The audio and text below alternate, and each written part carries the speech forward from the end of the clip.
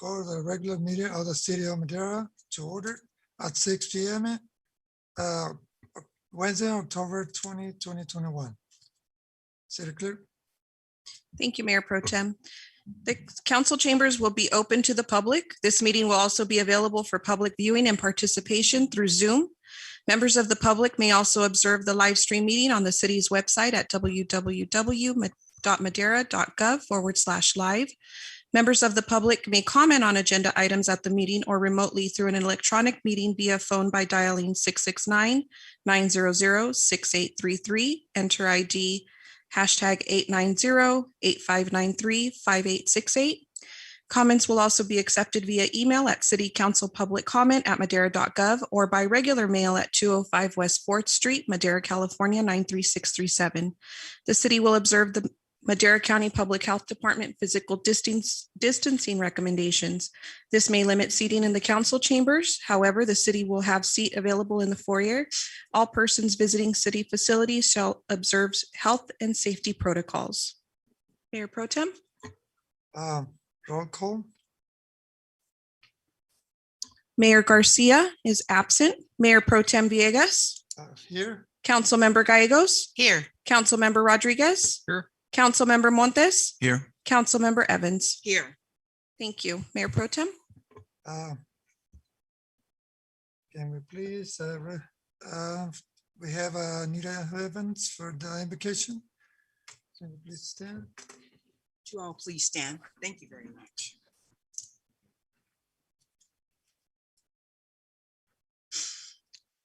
Gracious Heavenly Father, we come to you now, Father God, thanking you for allowing us to have rest through the night, Father, awakening us this morning, Father God, and through the day, and touching each and every one of us as we traveled here and asking for traveling grace as we leave and go home.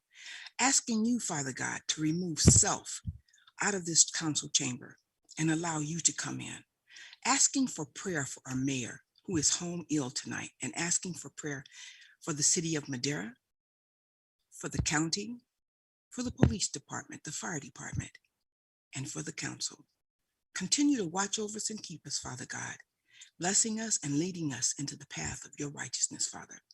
We thank you, Father God, and we love you, giving you all the honor, the glory, and the praise in your Son's precious name, Christ Jesus. Amen.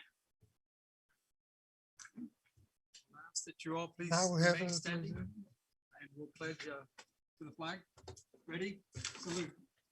Pledge allegiance to the flag of the United States of America and to the republic for which it stands, one nation, under God, indivisible, with liberty and justice for all.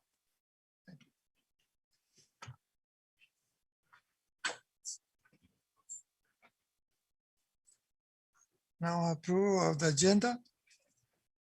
City Clerk. Thank you, Mayor Pro Tem. I have a late distribution announcement.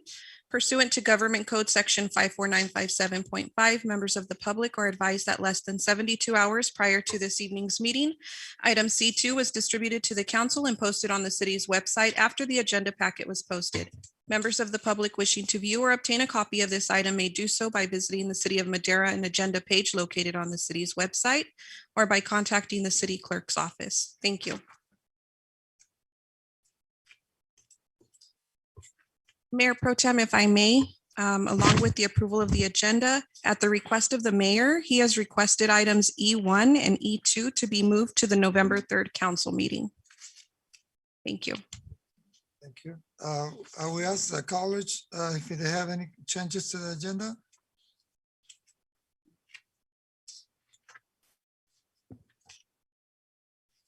No, okay. I will now ask for a motion for from my college. So moved to approve the agenda as presented. Second it. City Clerk, and you can do the roll call, City Council. So Mayor Pro Tem, if I may add for point of clarification, there's been a motion and a second to approve the agenda as presented. Does that include the mayor's request to move items E1 and E2 to the next council meeting? Or would those two items be considered this evening? Thank you for for that. Although that was going to be my question. So Mr. Pro Tem, is that the motion that we have? this Sure. morning? Yes. Which one? Go ahead. For the moving of. Approval E1 of the agenda yes, to exclude E1 and E2. Correct. Motion by Councilwoman. So do we have clarification? We have a motion by Councilmember Gallegos, a second by Councilmember Villegas. I'm sorry, second by Councilmember Evans. Motion passes. All right, thank you, Alicia. Items E1 and E2 will not be considered this evening. That as part of the motion. Okay, public comment?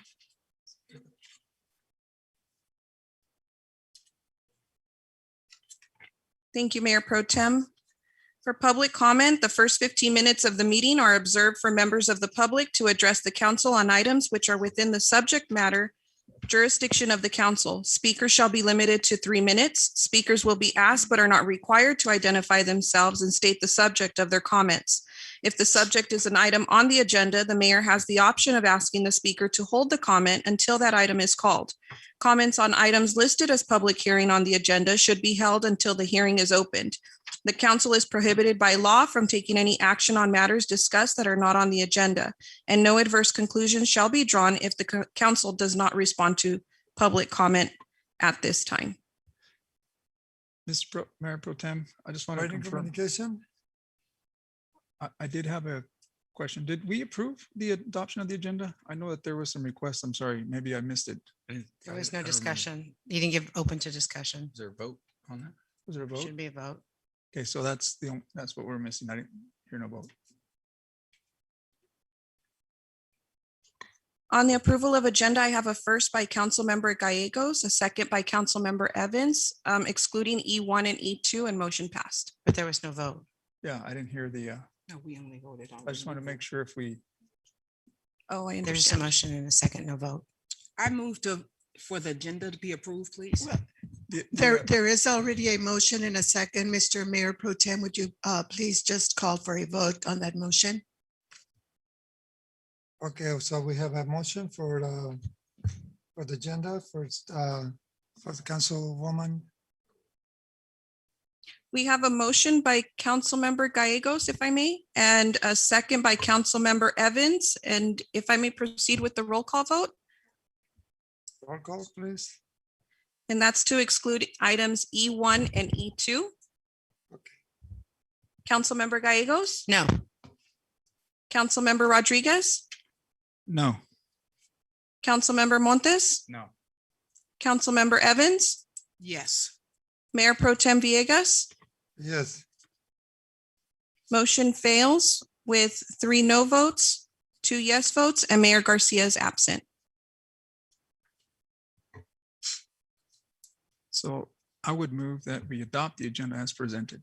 Second.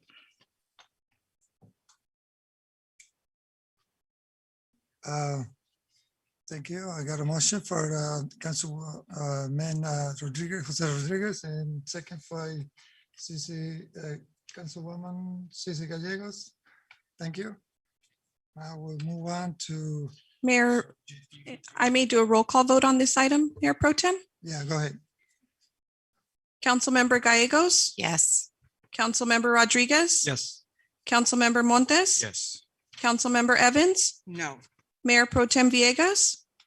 No, Motion passes with 3 yes votes, 2 no votes. Mayor Garcia is absent.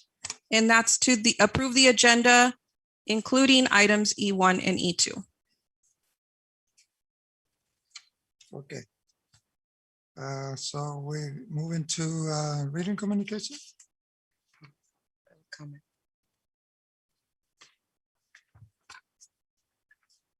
We are currently at public comment. So if we have any members of the public wishing to speak, you may Public approach the podium at this time.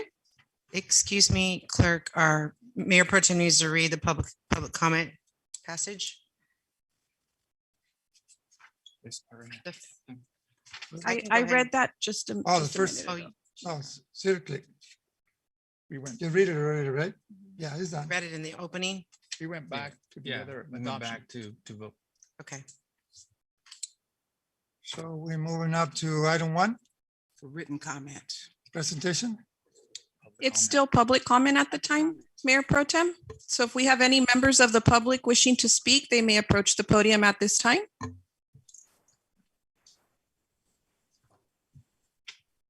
We Good see none. No. So, oh, He's there. go ahead. He's there. He's there. This is where, Go ahead. okay. Yes. Good evening, council members and Mayor Pro Tem. My name is Vern Lund. I've been a resident of Madera for about 46 years, primarily in business at the Madera Airport and as a aircraft mechanic and business owner out there. I been a flight instructor and a pilot for about 57 years. So I've got some grounded interest in the airport. A couple of the things that have been concerning me as of late. Mr. Foss came by the airport the other day and he had some airport advisory committee members with him and they introduced them to me and we spoke a little bit. We were at my T hangar and I was working on my own aircraft. And I noticed that none of the three of them that he introduced to me had any idea what an airplane engine was. And I pointed it out and showed him how the thing worked and how it's designed differently than most car engines. And I was a little bit surprised about that, I think the only member of the airport advisory committee or commission is Mr. Holliday. He's the only pilot in that bunch.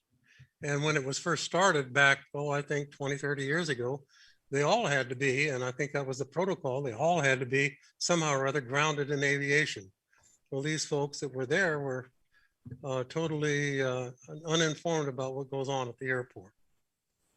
And I'd like that to be addressed at some point in the future, if you could. Also, the maintenance of things at the airport have taken a hit recently. The bathrooms, the public bathrooms that adjoin the T hangar area on the southeast corner of the airport have been filthy dirty for the last week and unsupplied until today, but still filthy dirty. I don't know who is supposed to be keeping them clean, but it hasn't been happening lately. And the lawns have all died in that same area. I notice the lawns around here are pretty green, but they're all dead out there at the airport, at the southeast end of the airport.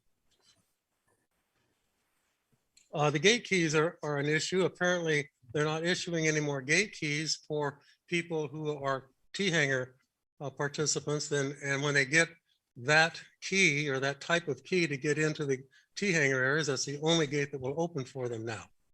And now what they're having to do is they've been given a code to go through another gate, which causes them to have to drive through the transit parking area where very expensive aircraft are parking. They're doing this without any training or any guidances about how to conduct themselves as they're driving through there. This is a dangerous issue.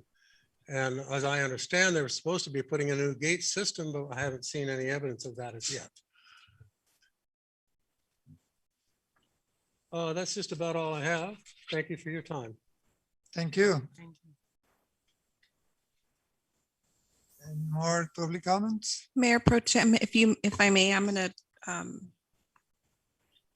defer to Mark Souders. Do we have anyone via Zoom, Mark? No one at this time. Thank you. And I will check my email for any public comment.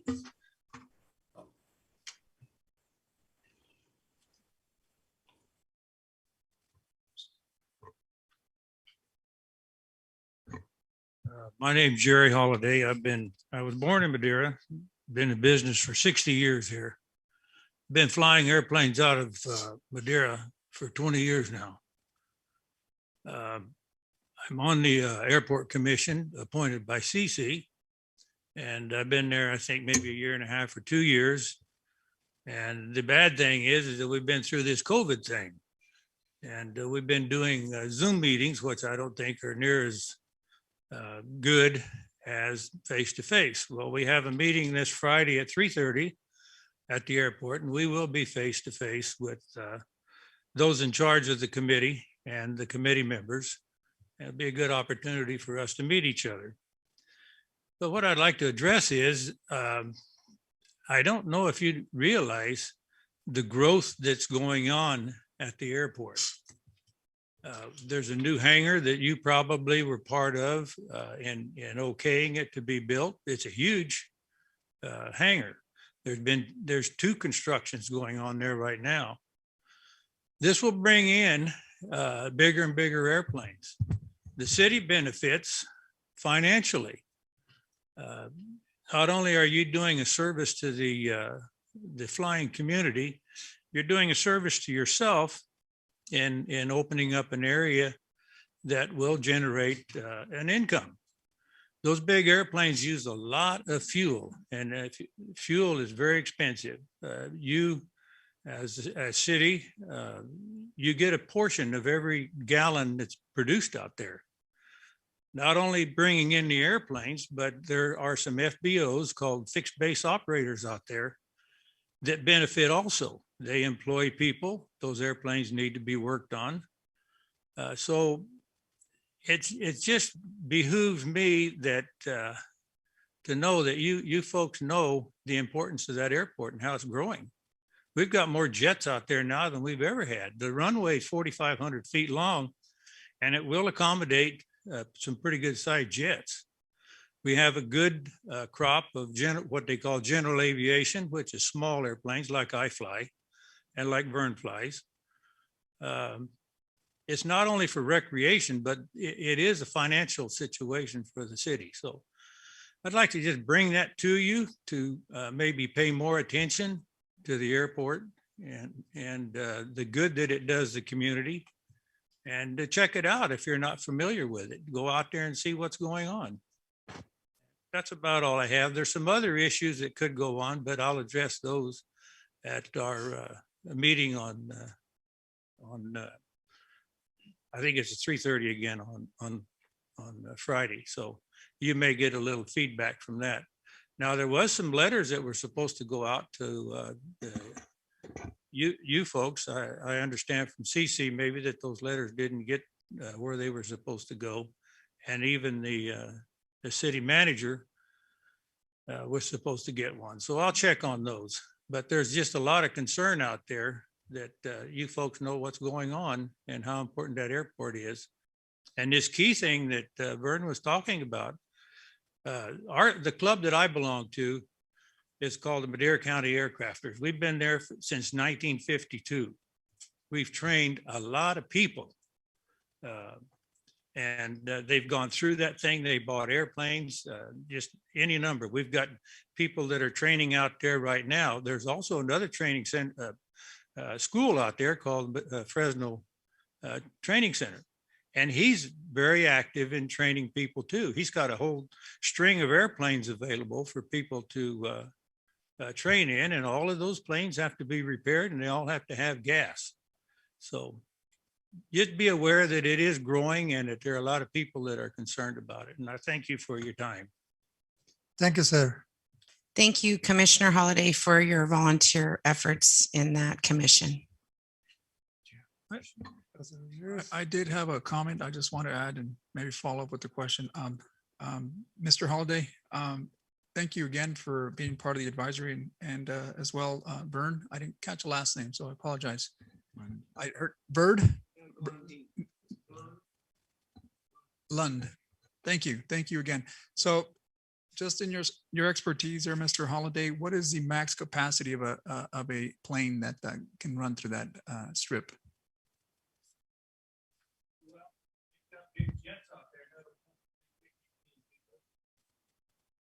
Thank you. I don't know, to speak in the mic so it can get picked up. Thank you. I don't see any more comments. Oh, one more.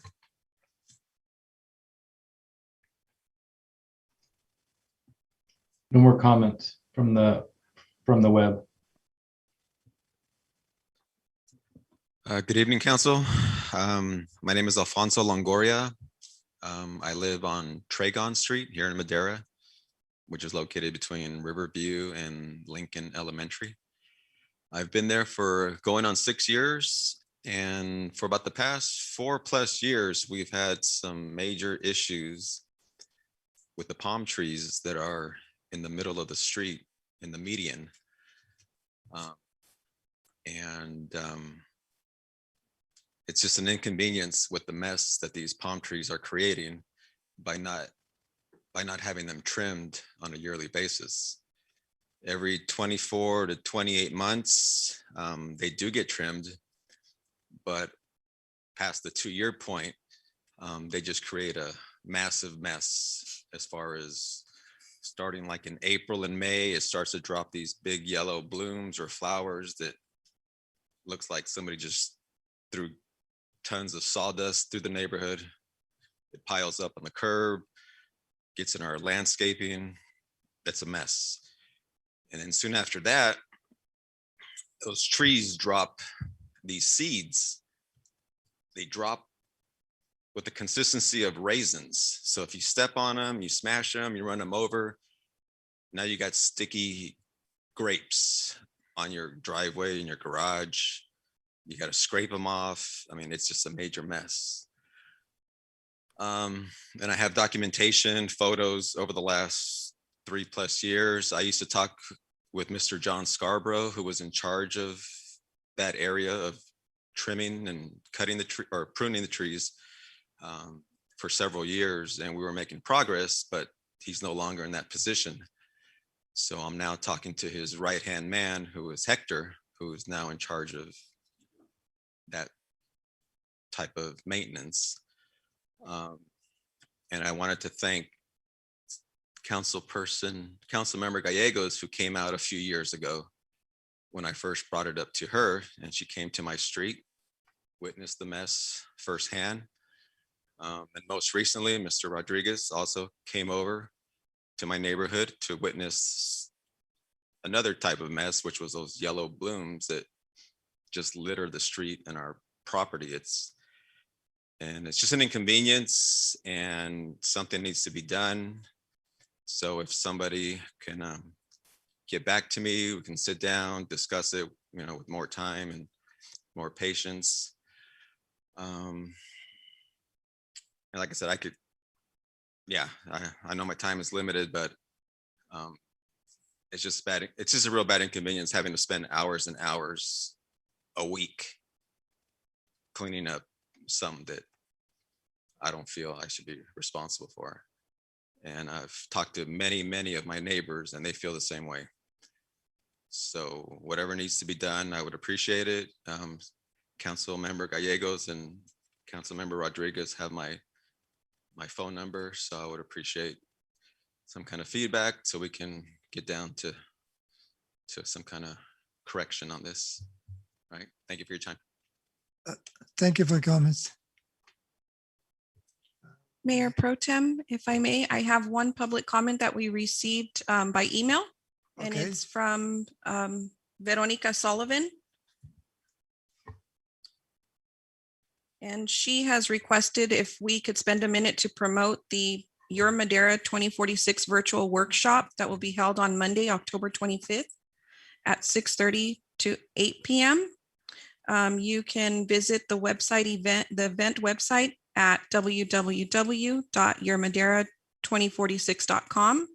And the description of the program is join us to learn more about regional plans for investments in transportation. The cities of Chowchilla and Madera County, Caltrans, and regional transit agencies will be discussing plans for the future and as well as proposed land use strategies. The event is hosted by the Madera County Transportation Commission as part of the development of its regional transportation plan and sustainable community strategy. Thank you. And that meeting's on Zoom if anybody would like to attend. So we move on, or we have any more public comments?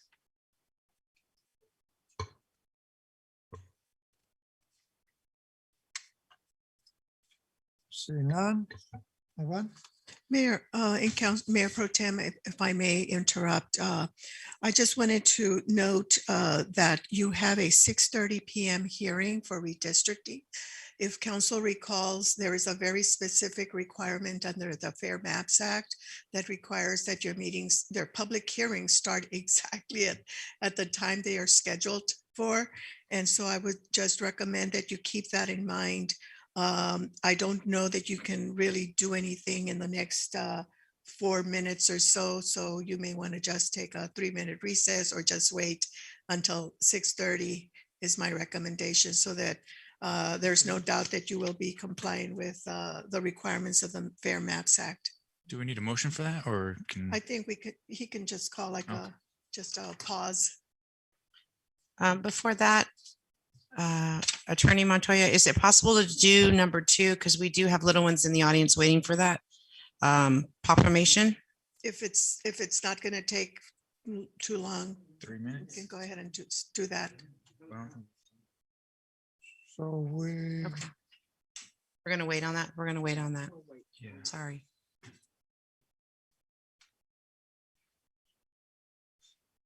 so we're moving on to the 6:30. We need to wait until 6:30. Can't be before either. It's different from usually your hearings. You can start when you get to it, but in this case, it's a bit different because of that. Well, we got Fair 3 Maps minutes. So just wait to the 6:30 exactly. Correct. Yes, Mayor Pro Tem. So the recommendation is that we just sit tight for a couple of minutes until 6:30, and then we will skip presentations 1, 2 on the agenda, the workshop, and we'll skip the consent, and we are going to move down to item C1, public hearing number 1, to receive input from the community regarding the redrawing of council district boundaries. So for community members online and for those in the audience, there are some strict guidelines regarding redistricting. So what we're going to do is sit tight for 2 minutes, jump Okay. to that item. Once that item is complete, we'll go back to the agenda and we'll follow the agenda exactly how it is. Okay. Thank you. Any Dodger fans? No? No Dodger fans? There are no Dodger fans allowed in the Okay. council chambers.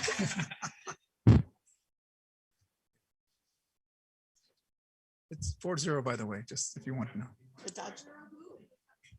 Braves. Dodgers are down.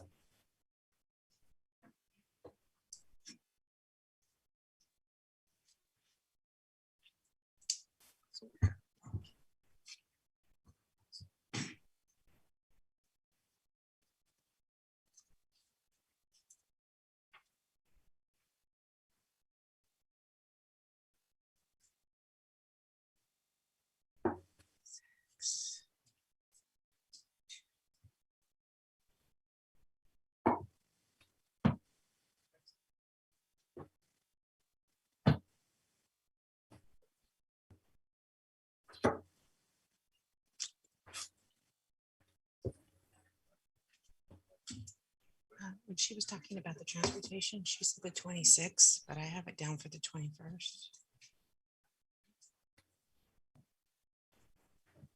It's the 21st. Is it, did her email say the 26th?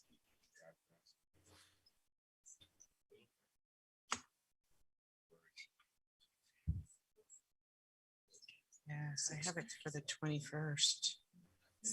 Unless I put it wrong. We got a flyer on it. Oh, look. I screenshotted it.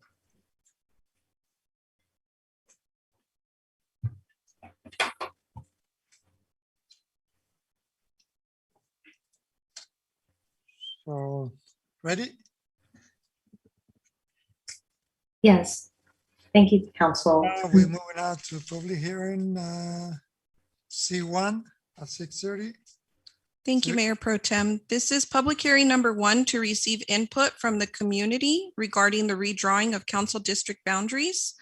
The staff's recommendation is to conduct a public hearing to receive a report from staff and the city's redistricting consultant, BB&K, on the redistricting process and permissible criteria to be considered to redraw council district boundaries and to receive public comments and input on council district boundaries.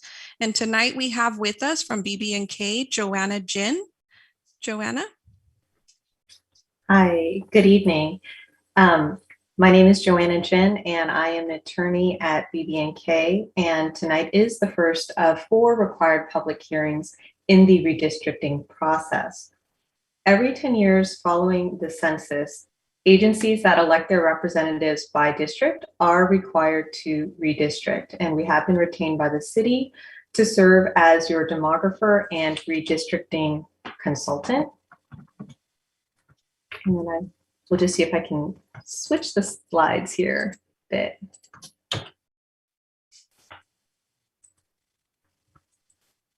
Okay, great. So tonight we will go over the timelines, what the process looks like, key deadlines, and then the next steps and hearings. And I will be with you throughout the redistricting process, and I will also be presenting at subsequent hearings. And when we present the maps, we can provide insight regarding compliance with the California Voting Rights Act. So in the city, there are 6 districts, with each council member holding a 4-year term. And the last time the city went through redistricting was in 2011. Districts 1, 3, and 5 will be up for election in November 2022, and districts 2, 4, and 6 will be up in 2024.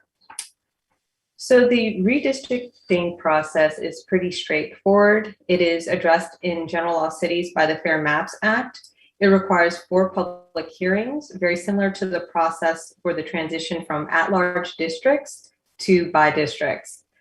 There will be 2 public hearings prior to the release of the draft maps, and the purpose of that is to educate the public and to solicit input from the community, as well as you, from what you want your districts to look like. For example, are you happy with the maps as they are? Do you want to see new neighborhoods included in other districts? These hearings will provide a forum for you to give us that input and direction. We have set initial deadline for the submission of maps from the public. And the reason for the deadline is to give our demographer time to evaluate whether the submitted maps are compliant with the CVRA or whether they need to be adjusted slightly, because we are required to present all submitted maps to you for consideration. We will then release the draft maps on the city's redistricting webpage, and then hold 2 more public hearings to discuss and revise, and hopefully come together and pick a map at the 4th public hearing. The final map must be posted at least 7 days prior to adoption without any modifications. So it is possible that a map could be adopted at the 4th hearing, but if there are any revisions, a 5th public hearing may be required. So there are some redistricting rules and goals that I wanted to discuss. Under federal law, and specifically the Federal Voting Rights Act, the primary consideration is that the districts are equal in population, and so that there's no gerrymandering allowed.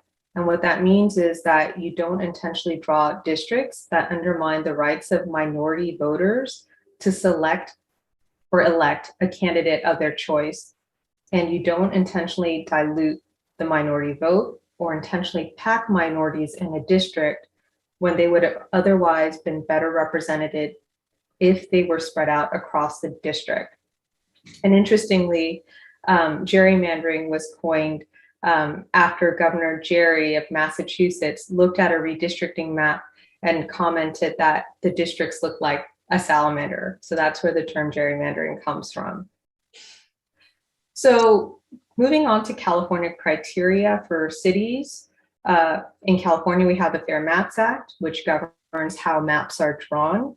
So some considerations for district boundaries are that they are geographically contiguous. And what that means is that they share a common boundary. However, districts that only touch on opposing corners are not considered to be contiguous. You'll also want to consider the geographic integrity of a local neighborhood or communities of interest. So neighborhoods should stay together, which is also why public input is important tonight. You'll want easily identifiable and understandable landmarks and boundary lines as well. So if there's a big street or a major arterial road, that would make sense to have that as a boundary. Also, the district should also be geographically compact. So that means that you don't have any weird shapes or anything like that, or there are portions of the district population that are dispersed.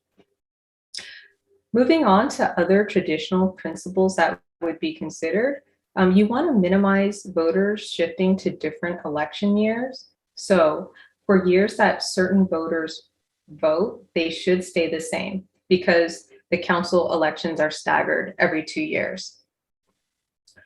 We also want to make sure we respect the voters' choices and continuity in office, which means that we want to respect that all 6 of you, for the council members elected by districts, we want to respect that process. So we wouldn't want to draw any maps that intentionally put 2 members against each other in the same district. However, of course, if one council member moves next door to another council member, of course, that's not something that would be impacted by the drawings.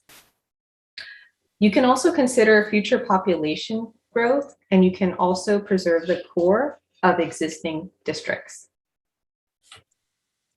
So this is a map of the current existing districts, and they actually look pretty good. They're contiguous, compact, they respect boundaries.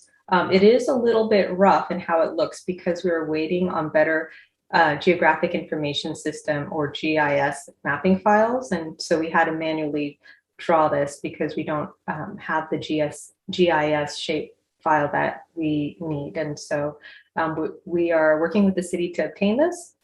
And we are aware of some unincorporated pockets of land within the city, but we're not 100% that they are accurately depicted. So once we do have a final GIS shape file, we will be able to confirm this. So this slide here includes the 2020 census data overlaid onto your existing district boundaries. If you look at the second column under total population,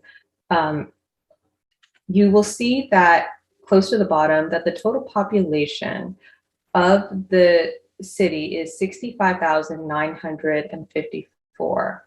And so the ideal population of each district would be 1/6 of that amount, or 10,992.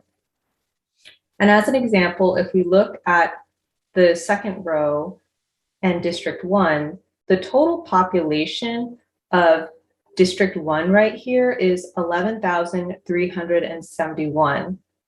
The ideal population of the district is 10,992 based on that 2020 census data. So that means that there is a raw deviation of 379, because if you subtract this amount from this amount, you'll get this amount.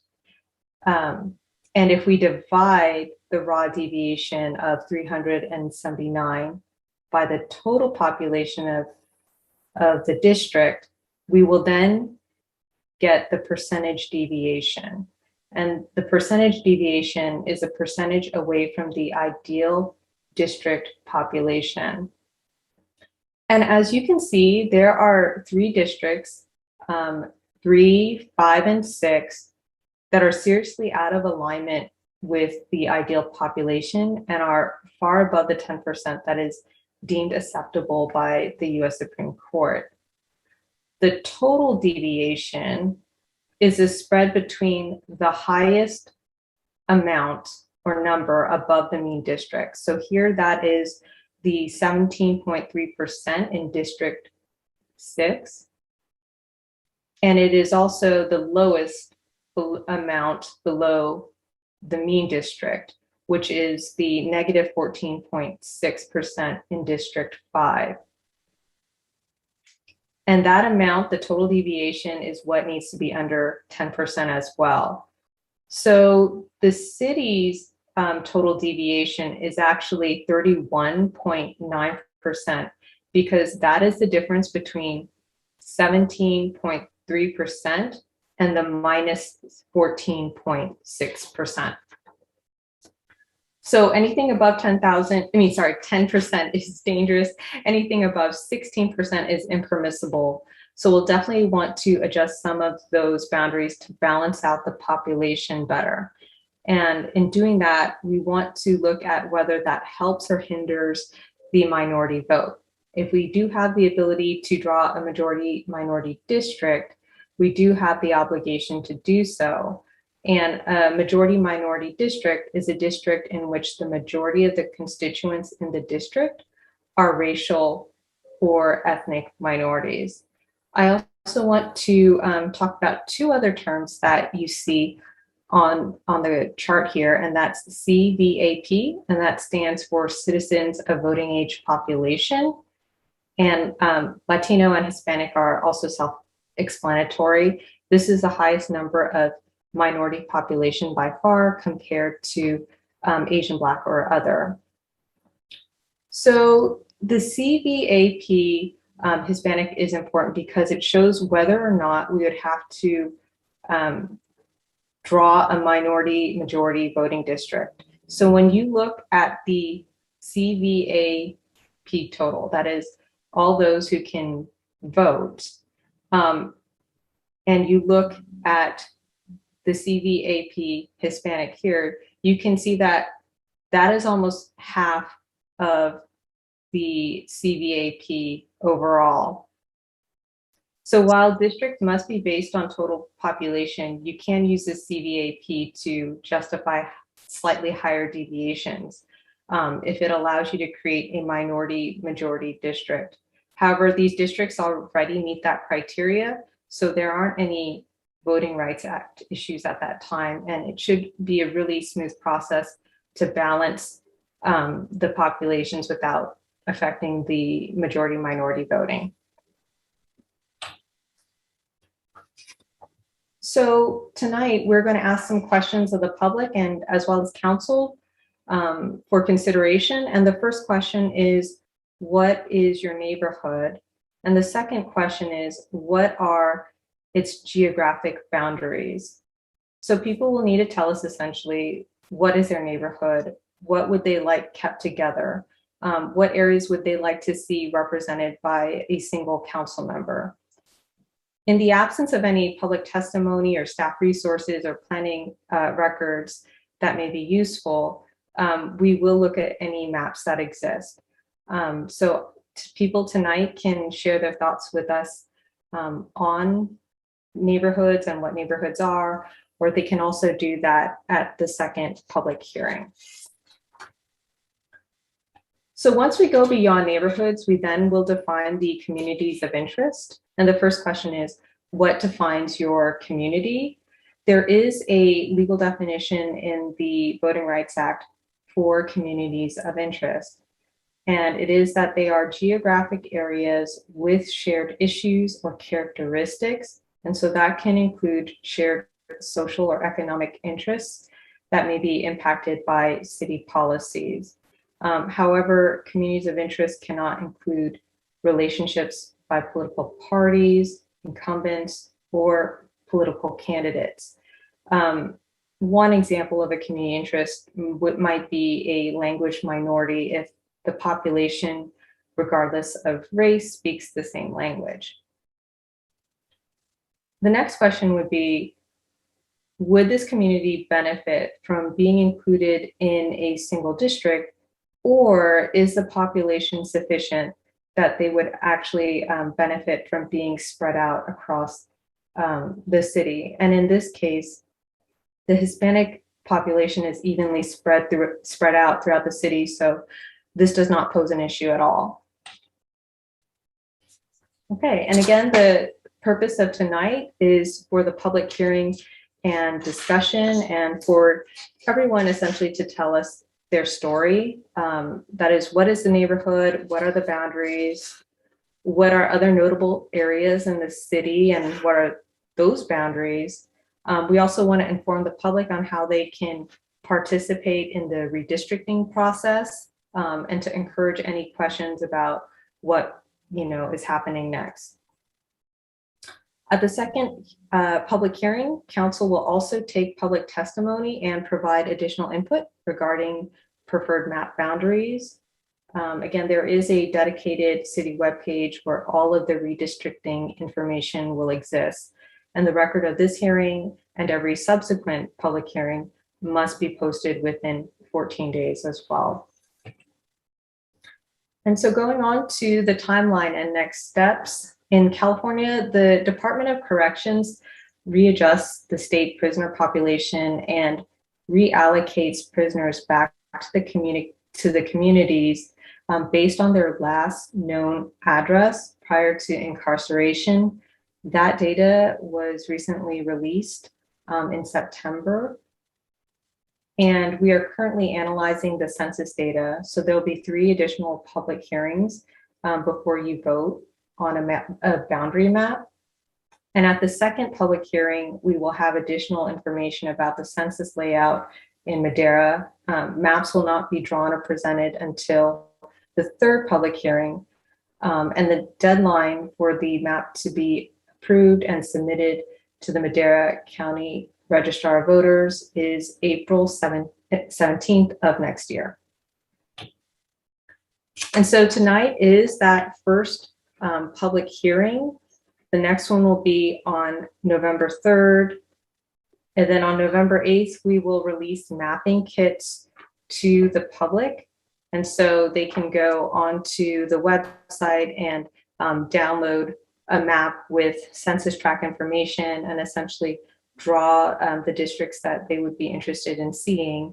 There will also be an online mapping feature as well after the second public hearing, where they can also draw, but using, of course, that online mapping tool instead of the paper version. So if the public wants to submit maps, they have to do so by December 15th. And this isn't a statutory requirement. Again, this is so that the demographers have enough time to evaluate whether they comply with the CVRA before the third public hearing. So our demography team will evaluate all maps submitted by the public, and we will summarize those and the ones drawn at the third public hearing on January 5th. Then hopefully we'll have more direction to refine everything to one single map or maybe 2, and come back at that fourth hearing on February 2nd with the ordinance to approve. This means that the map could be adopted at the fourth hearing, but again, if there are any modifications to the map, there is time to have a 5th public hearing and to do so before the April 17th deadline to submit to the county. The ordinance does require a second reading. So it's the usual first reading and second reading, but it will take effect immediately upon adoption without waiting the 30 days. And so that concludes my presentation. I'm happy to answer any questions that you may have. Thank you. Thank you, Joanna Jean. Any public comments on this item?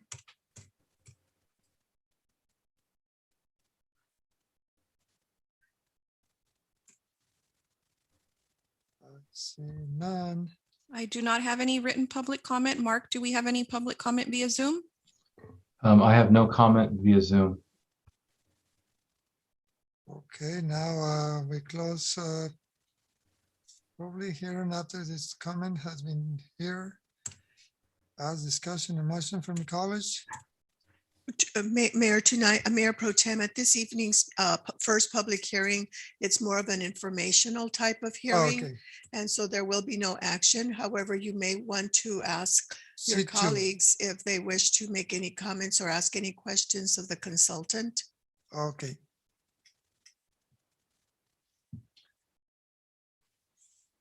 So we moving on to see through. Oh, okay. Councilwoman Villegas. Thank you, Mayor Pro Tem. Ms. Jen, I had a question. How is the, our community members getting this information? Are we sending a mailer out that said this is happening and for input? I believe that everything has been publicly noticed, as well as made available online at the city's redistricting webpage. Okay, so we don't send mailers out to let our community know this is happening. It's just they're going to have to go out and get that information. Yeah. Okay. Councilmember Gagos, if I may. Mhm. We included it in the newsletter that just went out. We plan to include it in the next water bill that will be going out. We also have a dedicated page on our website for redistricting, and a public notice was published in the Madera Tribune. Okay, thank you. You're welcome. And I would recommend that you also send it to various community organizations and groups, because that's also required. Now we have Councilman Rodriguez, Jose Rodriguez. Thank you, Mayor Pro Tem. Joanna, so thank you for the presentation. I appreciate you outlining the data with the current population. I'm not sure if you can bring that up. I did want to ask you while you had that on, but I felt that you were on a roll. I wanted to let you complete your presentation. But I did notice that obviously District 1 and District 2 have the higher population of voters. So in the plans of redistricting, then obviously that would require that we offload some of those voters to the other districts that are in the negative. Is that correct? Correct. Yeah, and again, that deviation of 31, that was a sum of both the high and the low, and we're needing to stay under 10%, correct? That is correct. Okay, the final column, you had mentioned something with, and I'm sorry, that's why I wanted you to pull that up. I just want to confirm what that means. Are we looking pretty level or even, so to speak, as far as meeting that criteria in that final column? Sure, I can pull that up as well. Thank you. I will share my screen.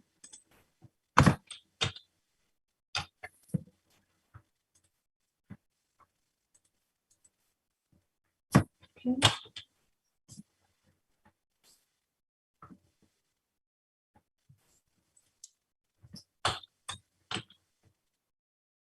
Okay, were you looking at this? The Okay. CVAP Hispanic, looking at that column there, you said that was distributed pretty evenly. Was there anything in that area that should concern this council? No, if you were to take the CVAP Hispanic and look at that, divide that by the CVAP total, what you would notice is that it's almost half of that as well. And so there's definitely a clear majority minority for almost all of the districts, or it exceeds that amount. So we believe that if you were to shift the boundaries as well, and of course it would be for 3, 5, and 6 a bit, there would not be any issues because it appears to be evenly dispersed throughout. Is there a percentage that we're looking for? Yes, we would definitely want to bring these numbers over here under 10%, as well as the total deviation under 10% too, if possible. My question would be in regards to the last column, the CVAP Hispanic column. Is there a specific, I mean, you're saying 50% is what you want to see there, or is that a healthy number? No, there isn't any specific number per se. I think that what I was just mentioning is that it kind of just works out mathematically to show that the Hispanic CVAP is going to be approximately half of the voters essentially. So, and that's pretty consistent throughout the district. So I don't anticipate that would vary even with the redrawing of the lines, but there's no percentage per se that you would shoot for. Great. Thank you again, Joanna, for your presentation. Thank you. Mr. Montes? Thank you, Mayor Pro Tem. Joanna, so I know we were planning to have 3 more, possibly 4 meetings if we need one. Is there any consideration been given to having them at a different location? And I was looking it through the staff report, and I apologize if I missed it. Because I attended one of the county's 3rd meeting regarding this subject, and it was at Washington Elementary School last night. Not to say that this is not a good location to have it, but has any consideration been made to going out into the community and saying, hey, this is going on? Just to Councilwoman Gallego's point, some people don't know that it's going on, and actually people showed up at that meeting saying, whoa, this is the 3rd meeting, and they have already have a bunch of maps out. So that was the first time, and my understanding is the 3rd meeting is the first time you can actually have a map presented. So just, is there any consideration? And I guess that's for Joanna and our staff as well, that question. Councilmember Montes, if I may, yes, we do have it on our calendar. We still have a location to be determined, but we are planning 1 to possibly 2 workshops within the community. And that will be going out as part of the outreach also. So those are going to be the actual meetings, or there's going to be Workshops. supplemental to the 4 meetings that we have to have? Okay. Yes. All right. Thank you. And also to add, you can certainly have the hearings wherever you wish to have them as well. And as was previously mentioned, you can also have workshops and other meetings too, wherever you wish as well. Thank you, Johanna Jean. You have one more. Okay. Councilwoman Cici Gallegos? Yeah, I don't know if staff can answer this, or Joanna. I know in the staff report, it said that we need to have one Saturday and Sunday. Can we just, as council, just suggest it be a Saturday and not a Sunday? It depends, because all your meetings are after 6 p.m. You're not required to do that, but you Okay. may. Okay. And just one after 6 p.m. is fine too as well. Thank you. So we've got Thank that you. covered. Any more comments from the public? I do have one last comment. Okay, I'm go sorry. ahead. Just to kind of segue on what you said there, Hilda, is because we're having them after 6, we may have a public hearing at a later time than 6:30, say like 7, if that was the desire of the council. Yes, you may do that. If that is the desire of the council, it's important to note that as soon as possible so that the schedule can be updated on the website. No, good. And the reason why I bring that up is because if we're not required to do a Saturday or Sunday, then the only reason why we'd go farther out is to try to give folks an opportunity to make sure they make the hearing. So I don't know. I think 6:30 is fine, but I don't know if any folks work beyond that may want to participate. Well, 7 o'clock would be better for me on a Saturday after the No, sun this goes down. This would be on just a regular meeting. Regular meeting. Oh, okay. But Why don't we again, do it on a this would Saturday be after at the council's direction if we felt that we're not touching or outreaching to folks that come out at a certain time. I think 6:30 is appropriate, but if the council feels that maybe we need to push the public hearing part of it at 7, then we can always do that as well.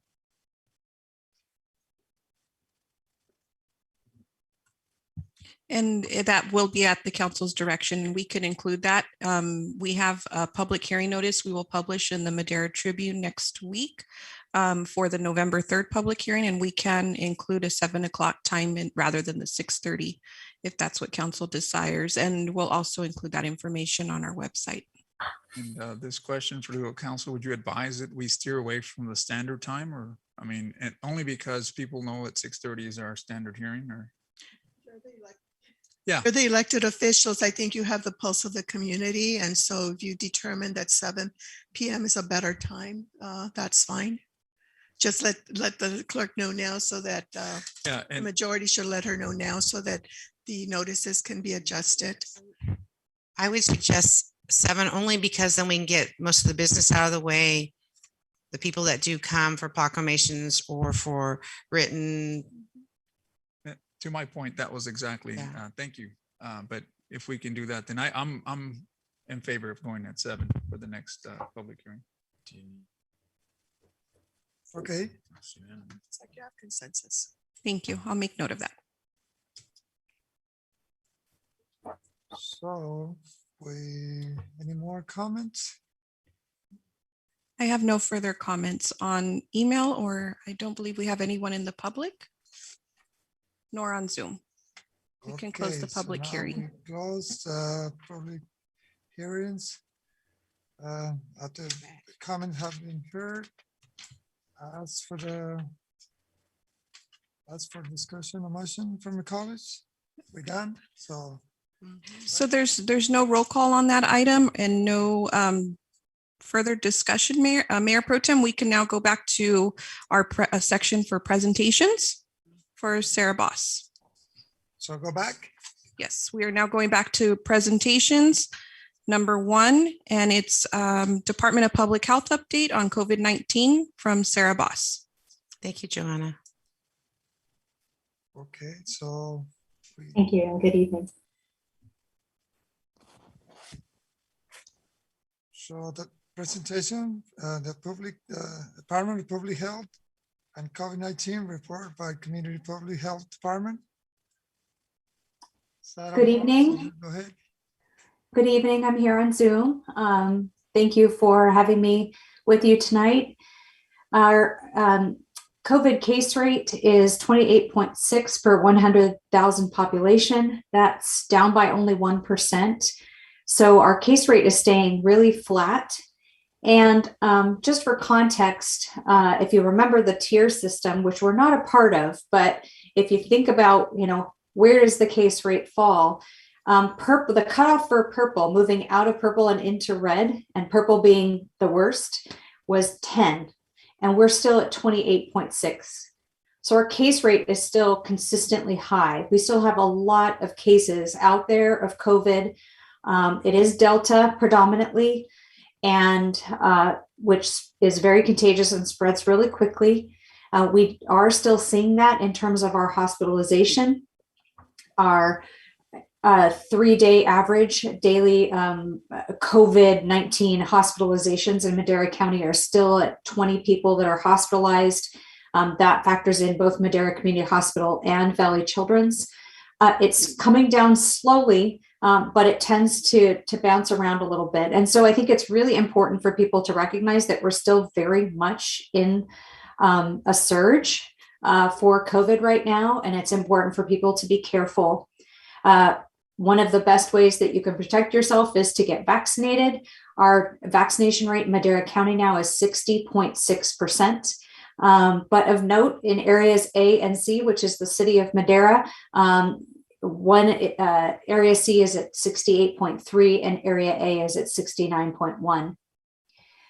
So, and of course, there are these other things that you can do we're very familiar with, and it would encourage people when they're out and about to still wear a mask.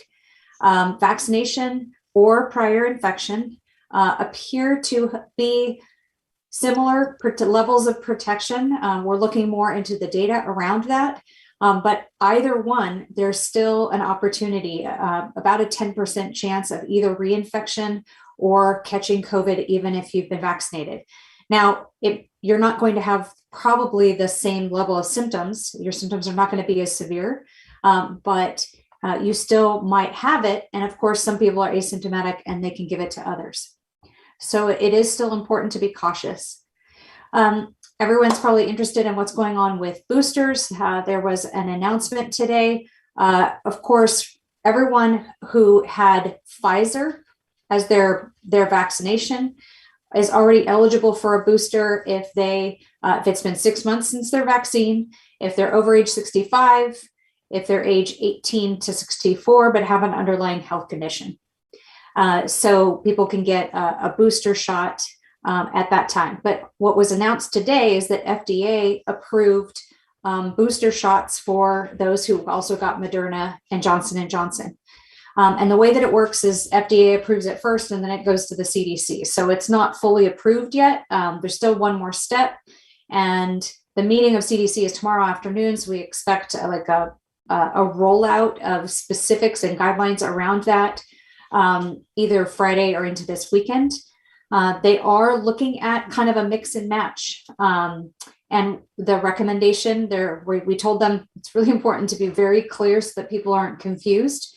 But it looks like people are going to be able to get a different third dose if they would like to do that. And there'll be specific recommendations about that. The other announcement is that they're looking towards approval of vaccination for children aged 5 to 11 by the FDA. It would be emergency use authorization, just like every other went to emergency first before it's fully approved.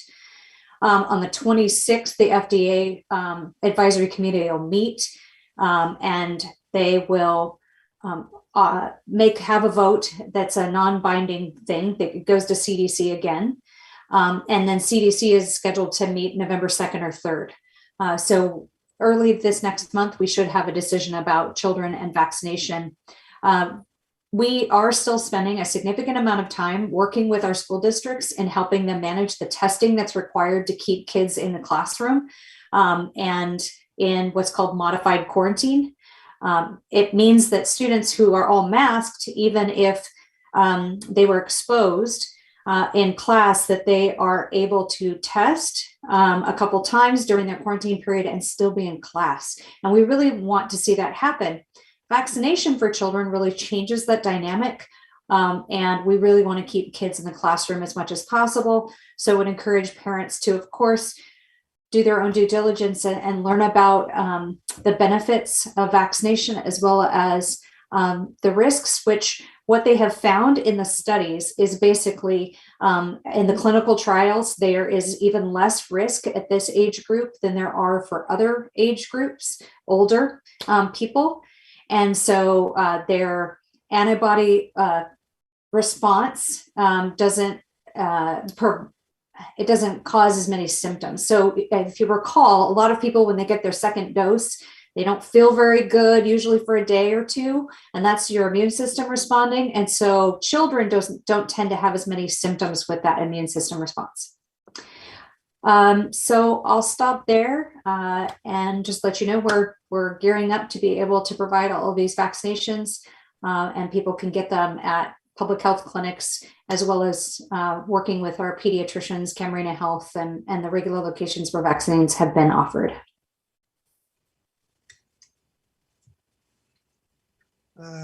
Thank you. We have Councilwoman Cici Gallegos comment to you. Thank you. Sarah, I just had a couple questions. The first one is I've had a lot of the community members that are concerned because there's big events that are happening throughout our city. And I know the numbers are kind of high, and we've had several deaths happening in the city, some close to me. To say that's really sad that at this point, this is still going on. But nothing's been really clear, and things are going back and forth about what is really laid out. So for events, is there anything that's black and white that says so many people indoors, so many people outdoors, or are we just whatever it is? What are we kind of enforcing?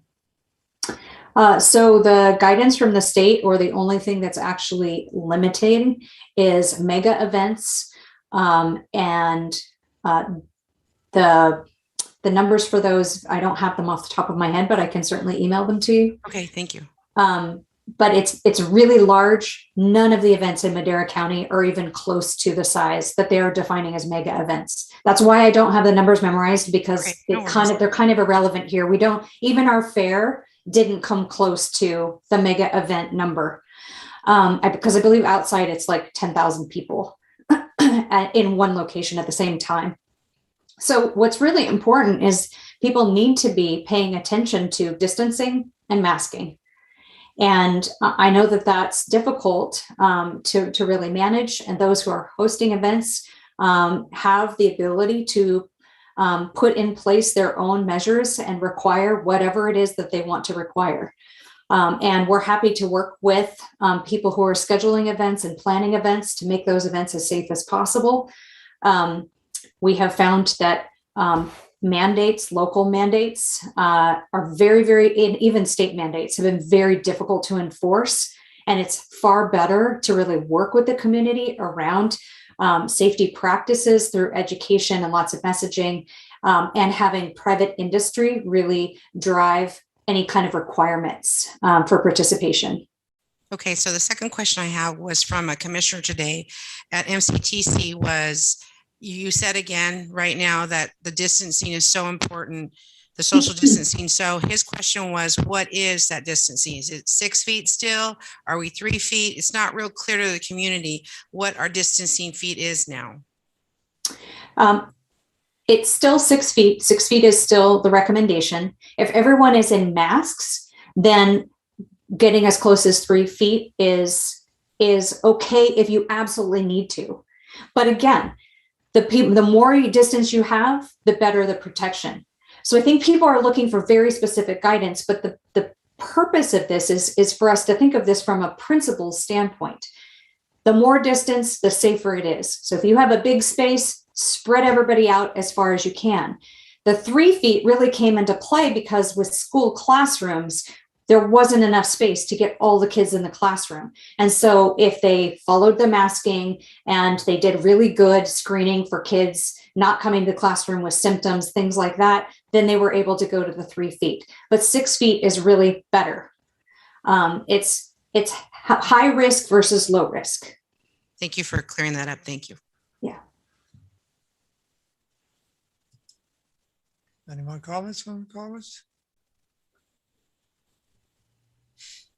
Okay. I don't see any more. So now we're moving up to item 2. City Clerk. Thank you, Sarah. Have a good evening. You too.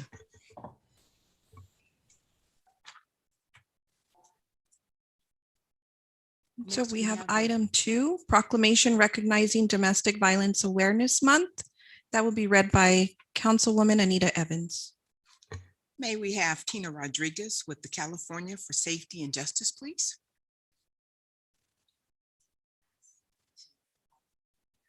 Yes, please.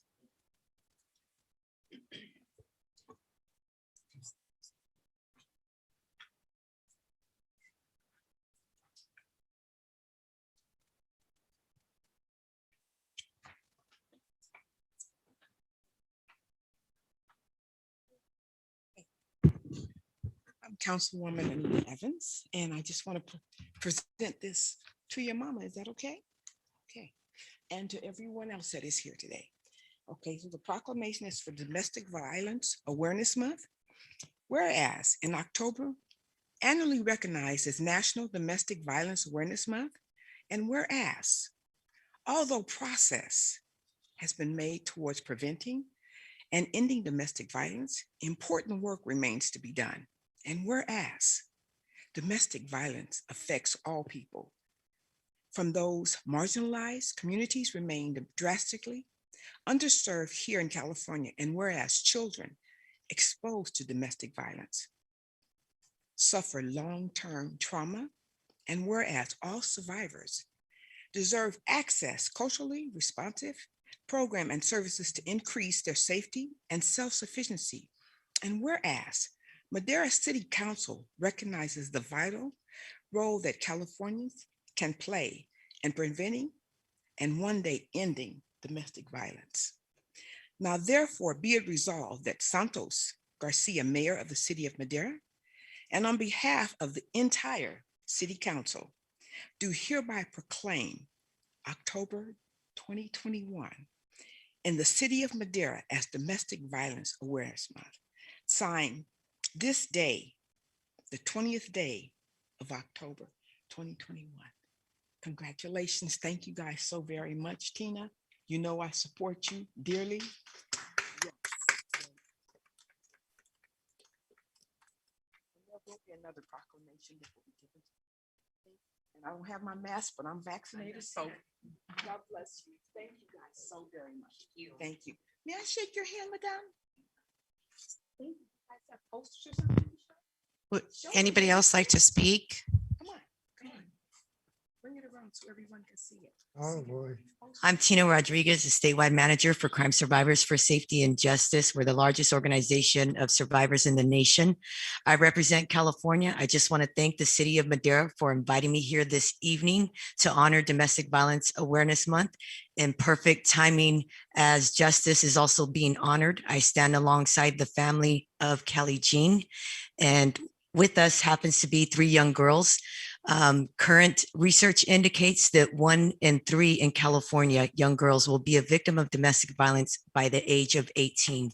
And we have 3 young ladies here with us with signs that I have the utmost respect for you for taking the time to honor domestic violence and urge you as leaders to continue to utilize your role to maximize the rights for victims. Thank you. Yes.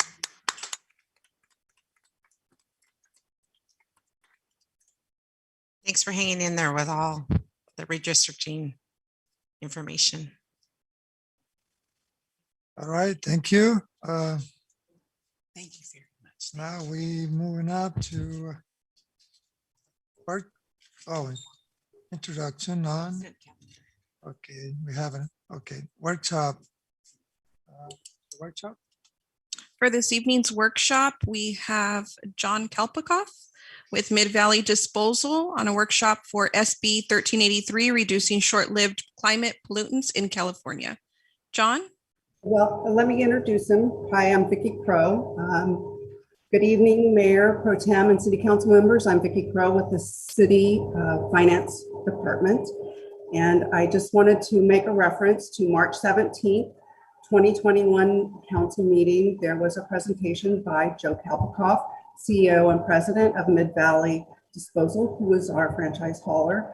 That was their quarterly report, but there was an introduction to SB 1383, which is a very important piece of legislation becoming effective January 1st, 2022. And that's a really good reference and a really relevant primer for tonight's presentation, which Joseph Kalpikoff will be presenting in detail. The SB 1383 legislation. So I'll turn it over to Joseph. Thanks, John. Thank you, Vicki. And good evening, Mayor Pro Tem, council members, staff. Joseph Kalpikoff, president, owner, Mid-Valley Disposal. Glad to be here this evening. I've got a quick PowerPoint for us to kind of go over. And I see this as a sort of a workshop. So if there are any questions as I get into this slideshow, please don't hesitate to ask a question and I can help answer it. I'm going to get this started right now.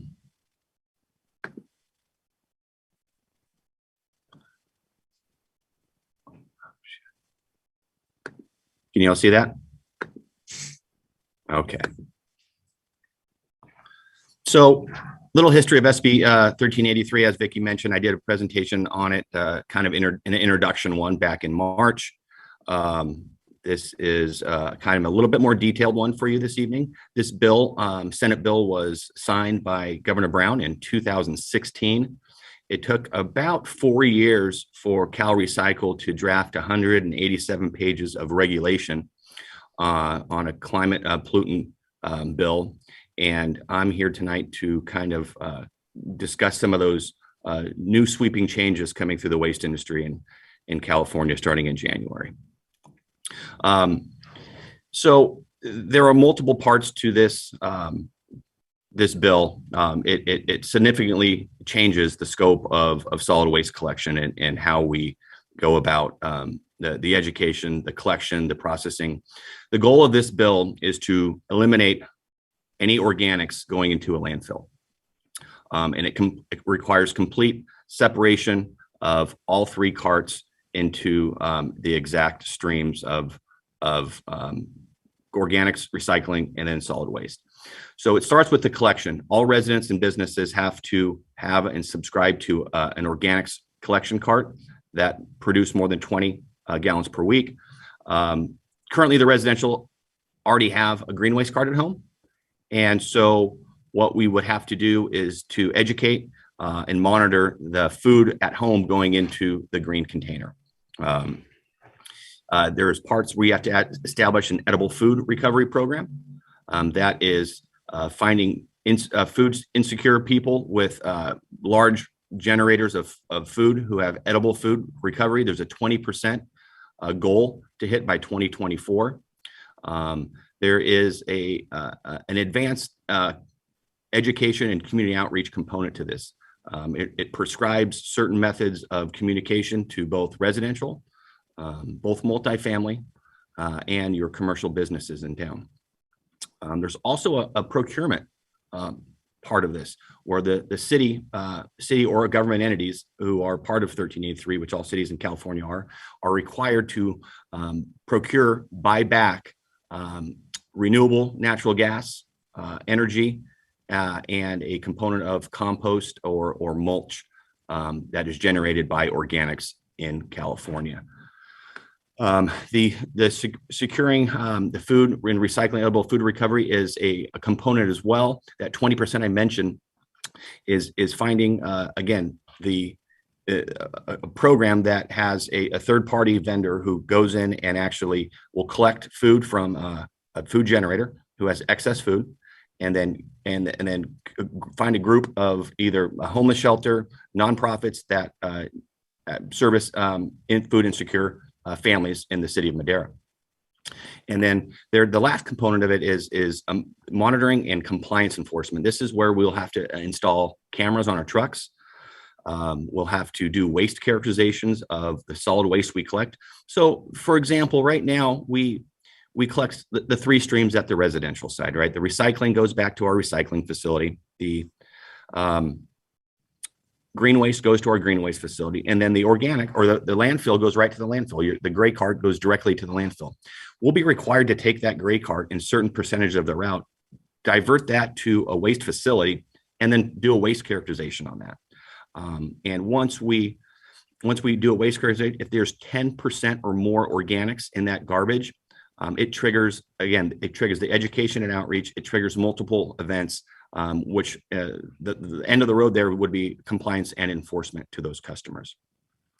So kind of where we've gone through as a company and educating, we've been extremely successful for the last 8 years in Madera, and you are 100% compliant with Cal Recycle. And we did it with our own methods and multiple methods.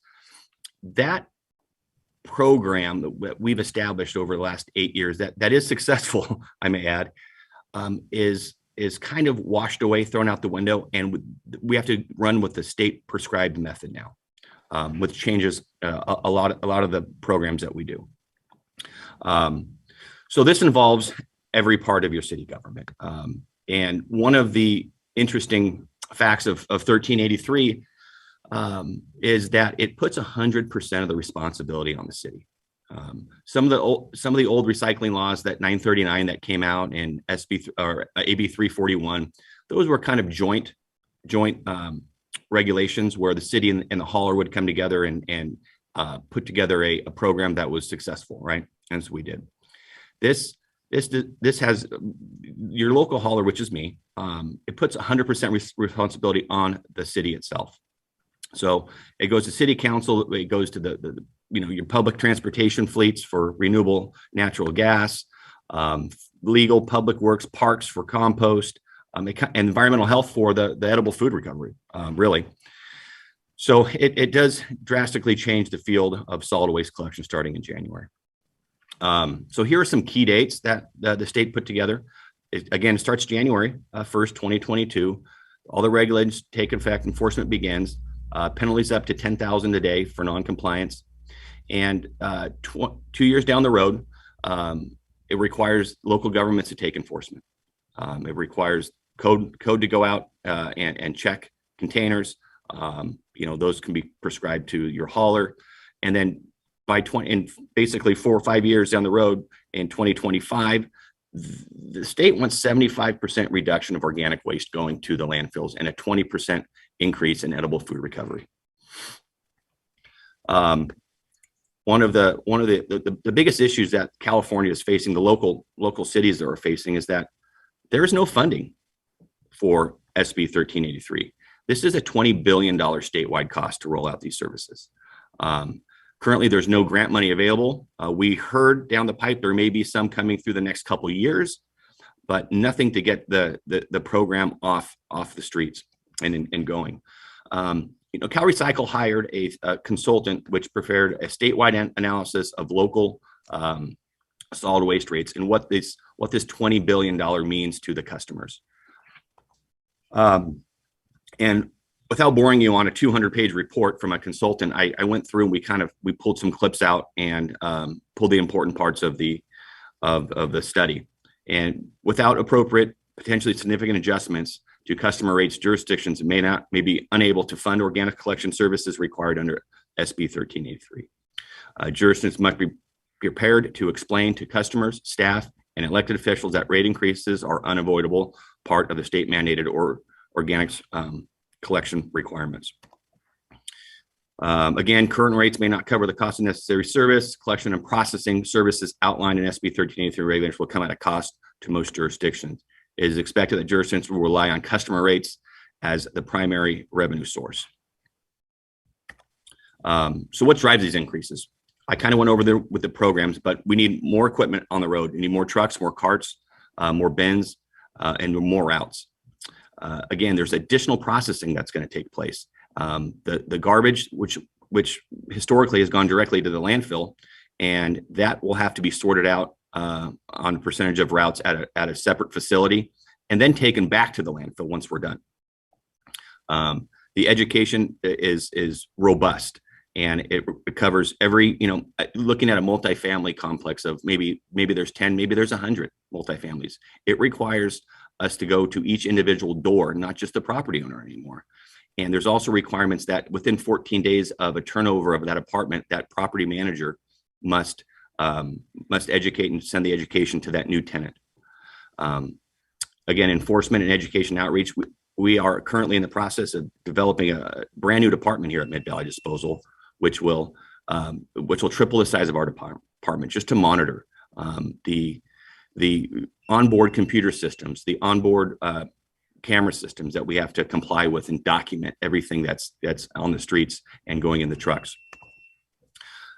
They also have in their study, they also did an outline of current solid waste rates in 4 parts of California: Northern, Central, which is us, the Bay Area, and Southern California.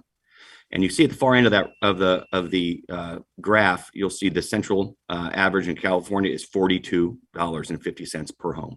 That's the average. Madera is currently at right around 25, so you're well under the average, which is great. We do have an organics waste capacity. So the third component is capacity. We have the capacity program is you have to guarantee 15 years of food capacity for the city. Again, some of you have been out to our facility, you've seen it. We have a picture of the Gore food waste recovery. It makes certified organic compost, reduces greenhouse gas emissions by 150,000 metric tons of CO2 a year.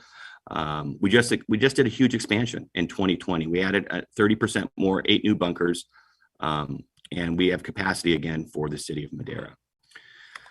So next steps, what is required? So under 1383, and as your hauler, we're required to keep you in good graces of the state and of Cal Recycle. As part of 1383, you have to adopt an ordinance, and that solid waste ordinance, there is a draft that the state has released. It's 87 pages, I believe. We don't think that 87 pages of just food waste recovery is necessary. Obviously, these are built for San Francisco and Los Angeles and San Diego. Much different approach here in the Central Valley. And so it's integrating some of those changes, some of the definitions to your new solid waste ordinance, which is supposed to go into effect by January 1st, 2022. And then there's got to be an amendment to our agreement as well. 1383 is not contemplated in the current agreement, and there are additional robust programs that have to be added. And then starting in January, we must implement food waste to all residential and commercial businesses and start the education process. Again, it's such a prescriptive bill that it requires us to label all of our commercial containers on the street.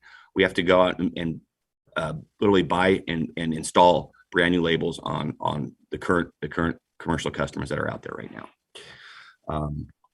So with that, I will kind of open it up for questions, and I can either leave this on if there's something we need to go back to. I'll leave it up to council for the. Well, thank you, John. Any question from the callers? I have a question. The implementation of the changes in the municipal code, as well as the amendment to the contract, the date on the presentation said December 1st, 2022. Should that be 2021 or 2022? Yeah, you're right. The process must be started by December of 2021. The ordinance does take, I think 30 or 45 days, 2 readings to kick in. So that just gives us plenty of time.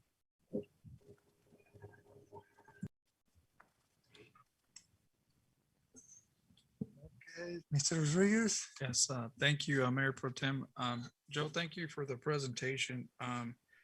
Now, I know you showed a brief slide there with the rates and kind of gives us a general idea of what to anticipate for Central California.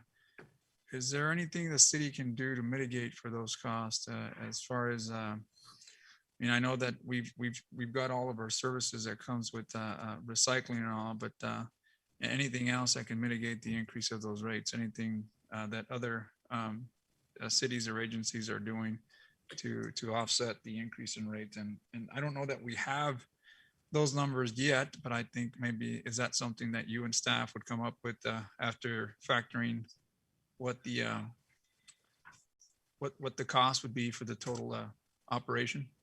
So, yeah, Councilmember Rodriguez, thank you. We've met with staff a few times already to update them on the 1383. It's an extremely complicated regulation. The state came out with anywhere between 25 and 50% rate increases across the board, as that's what their numbers are. If you look in Madera County, they just did a Prop 218, 65% rate increase on the floor and 90% in the foothills. And the city of Madera has continually done a great job by keeping rates low. I've had the history of Madera for years. The rates have not been increased in 10 years. So to say that you haven't done your part already, it's true, you have. And there was actually a rate reduction done 9 years ago of about $5 a home. And that has stayed consistent through the last 8 years. And our preliminary numbers on the residential side, do not reach the 30% number at all. So we're going to fall well below the state average on where we need to be. So having some of the new equipment already out there that we've purchased in the last year and a half on the trucks helps to spread those costs out. And I think that City of Madera is going to be in a decent spot compared to neighboring communities. Thank you, Joe. And as far as the education piece and getting the additional bins, this is an additional 4th bin that your customer would have now? No, it's not. It is. So we have 3 carts at the residential sector right now. And we would transition and educate with media, and we're building this program right now. But the food at home will go into their green waste cart. It'll be mixed in the green and food. Some cities, some jurisdictions have to have the 4th cart, right? Our facility that you're looking at in the picture right now, that is a mixed food waste, green waste processing facility.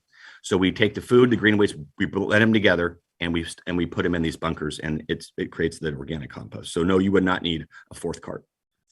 Now, you did mention something about monitoring these bins at some point. Is that to show if there's more less green than there is like additional meats and what have you? Does that matter in your facility here, or are you required to keep a certain percentage? So what's required under 1383 is that there are no organics in the garbage can. That's what's required, and no recycling in the garbage can. And so it's a generator forced separation is what they're looking for. So the 3 carts cannot be commingled. Right now, there's food in everybody's garbage, right? That's just where it goes. And it's getting that food stream, getting a clean food stream as well into the green waste organics cart that's currently out there. That's going to take a lot of effort and a lot of education.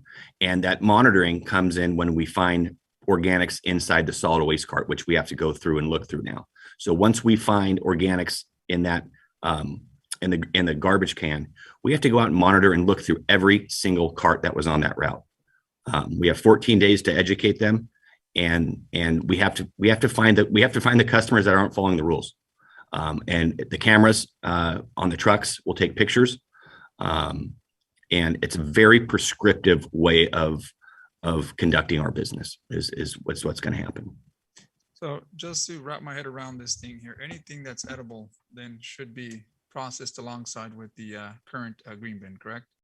With the current green can, that is correct. Great, thank you. Instead of raw meat, correct, Joseph? If it's under a certain percentage amount, it's going to be okay. We rather have it cooked, but if there's a tiny scrap, we're not going to get in the weeds on that. What we can't have is a rendering plant deliver us 10 tons of raw meat. We can't. The facility's not set up to handle that. Is that medium rare or? I knew that was coming. Anything else? Any other questions? Oh, go ahead. I just want to share with my colleagues a comment. I was on a Zoom call, League of City, several cities about this SB 1383, and a council member got on late and said, are we the only ones doing it? And yes, it is only California. And come to find out, we are a city that is pretty well solid.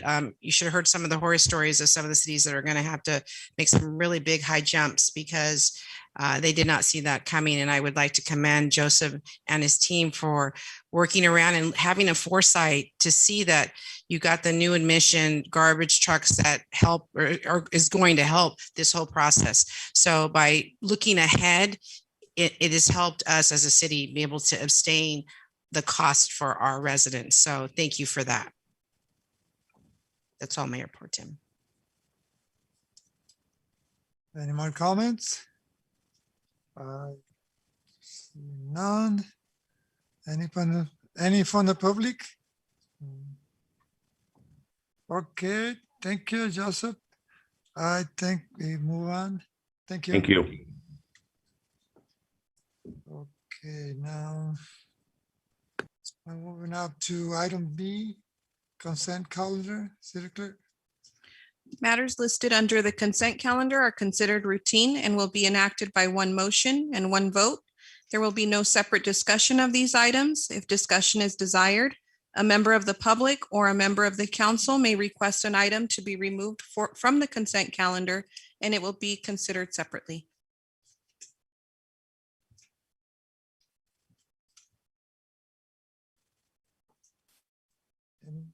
So move on to B1. Minutes. Excuse me, Mayor Pro Tem. You may ask your colleagues if any of them want to remove anything. Oh, and okay. if there are no removals, then somebody can make a motion to approve the entire set of the consent calendar. Okay, go back to B1, B, not B. Okay, any? I move that we approve the consent calendar as presented. Okay. I second. I have a motion for. Mayor Pro Rodriguez Tem, may we ask if there's any public comment on this item, on any of the consent items? Yes. We can open public comment, and if there's no public comment, we can proceed with closing public comment. All right, thank you. I do not have any written communications. Mark, do you have anyone on Zoom? No one on Zoom wants to speak. Thank you. So I have a motion for Mr. Rodriguez and second for Councilwoman Ceci Gallegos. Oh, that was, sorry. For Anita Evans. Okay, So we are, We have a motion and a second. All those in favor? Aye. Aye. All those opposed? Motion passes. thank you, Alicia. We are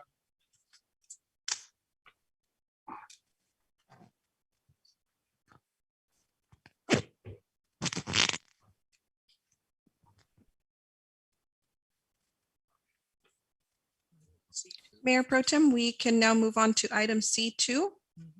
okay now, so we are B2 minutes from June 2nd. C2, that would be C2, section C, public hearings at item C2. Oh, C2. Yes. Okay. C2, City Clerk. Pre-zone, item C2 is the pre-zone of Links Ranch tentative subdivision TSM 2021-02 and precise plan 2021-04.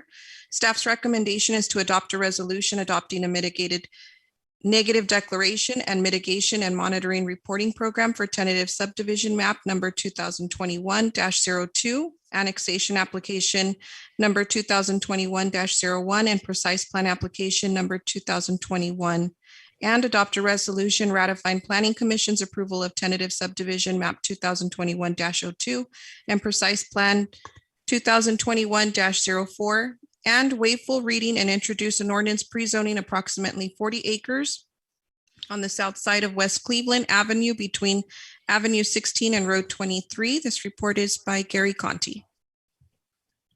Good evening, Mayor Pro Tem and members of the council. I will be turning this particular item on to our senior planner, John Thomason, who will do the presentation for you this evening on this particular matter.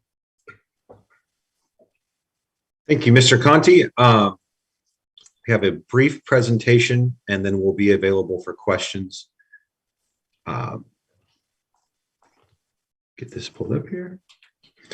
Thank you for having me tonight. Mr. Mayor Pro Tem and members of council, it's nice to see everyone back.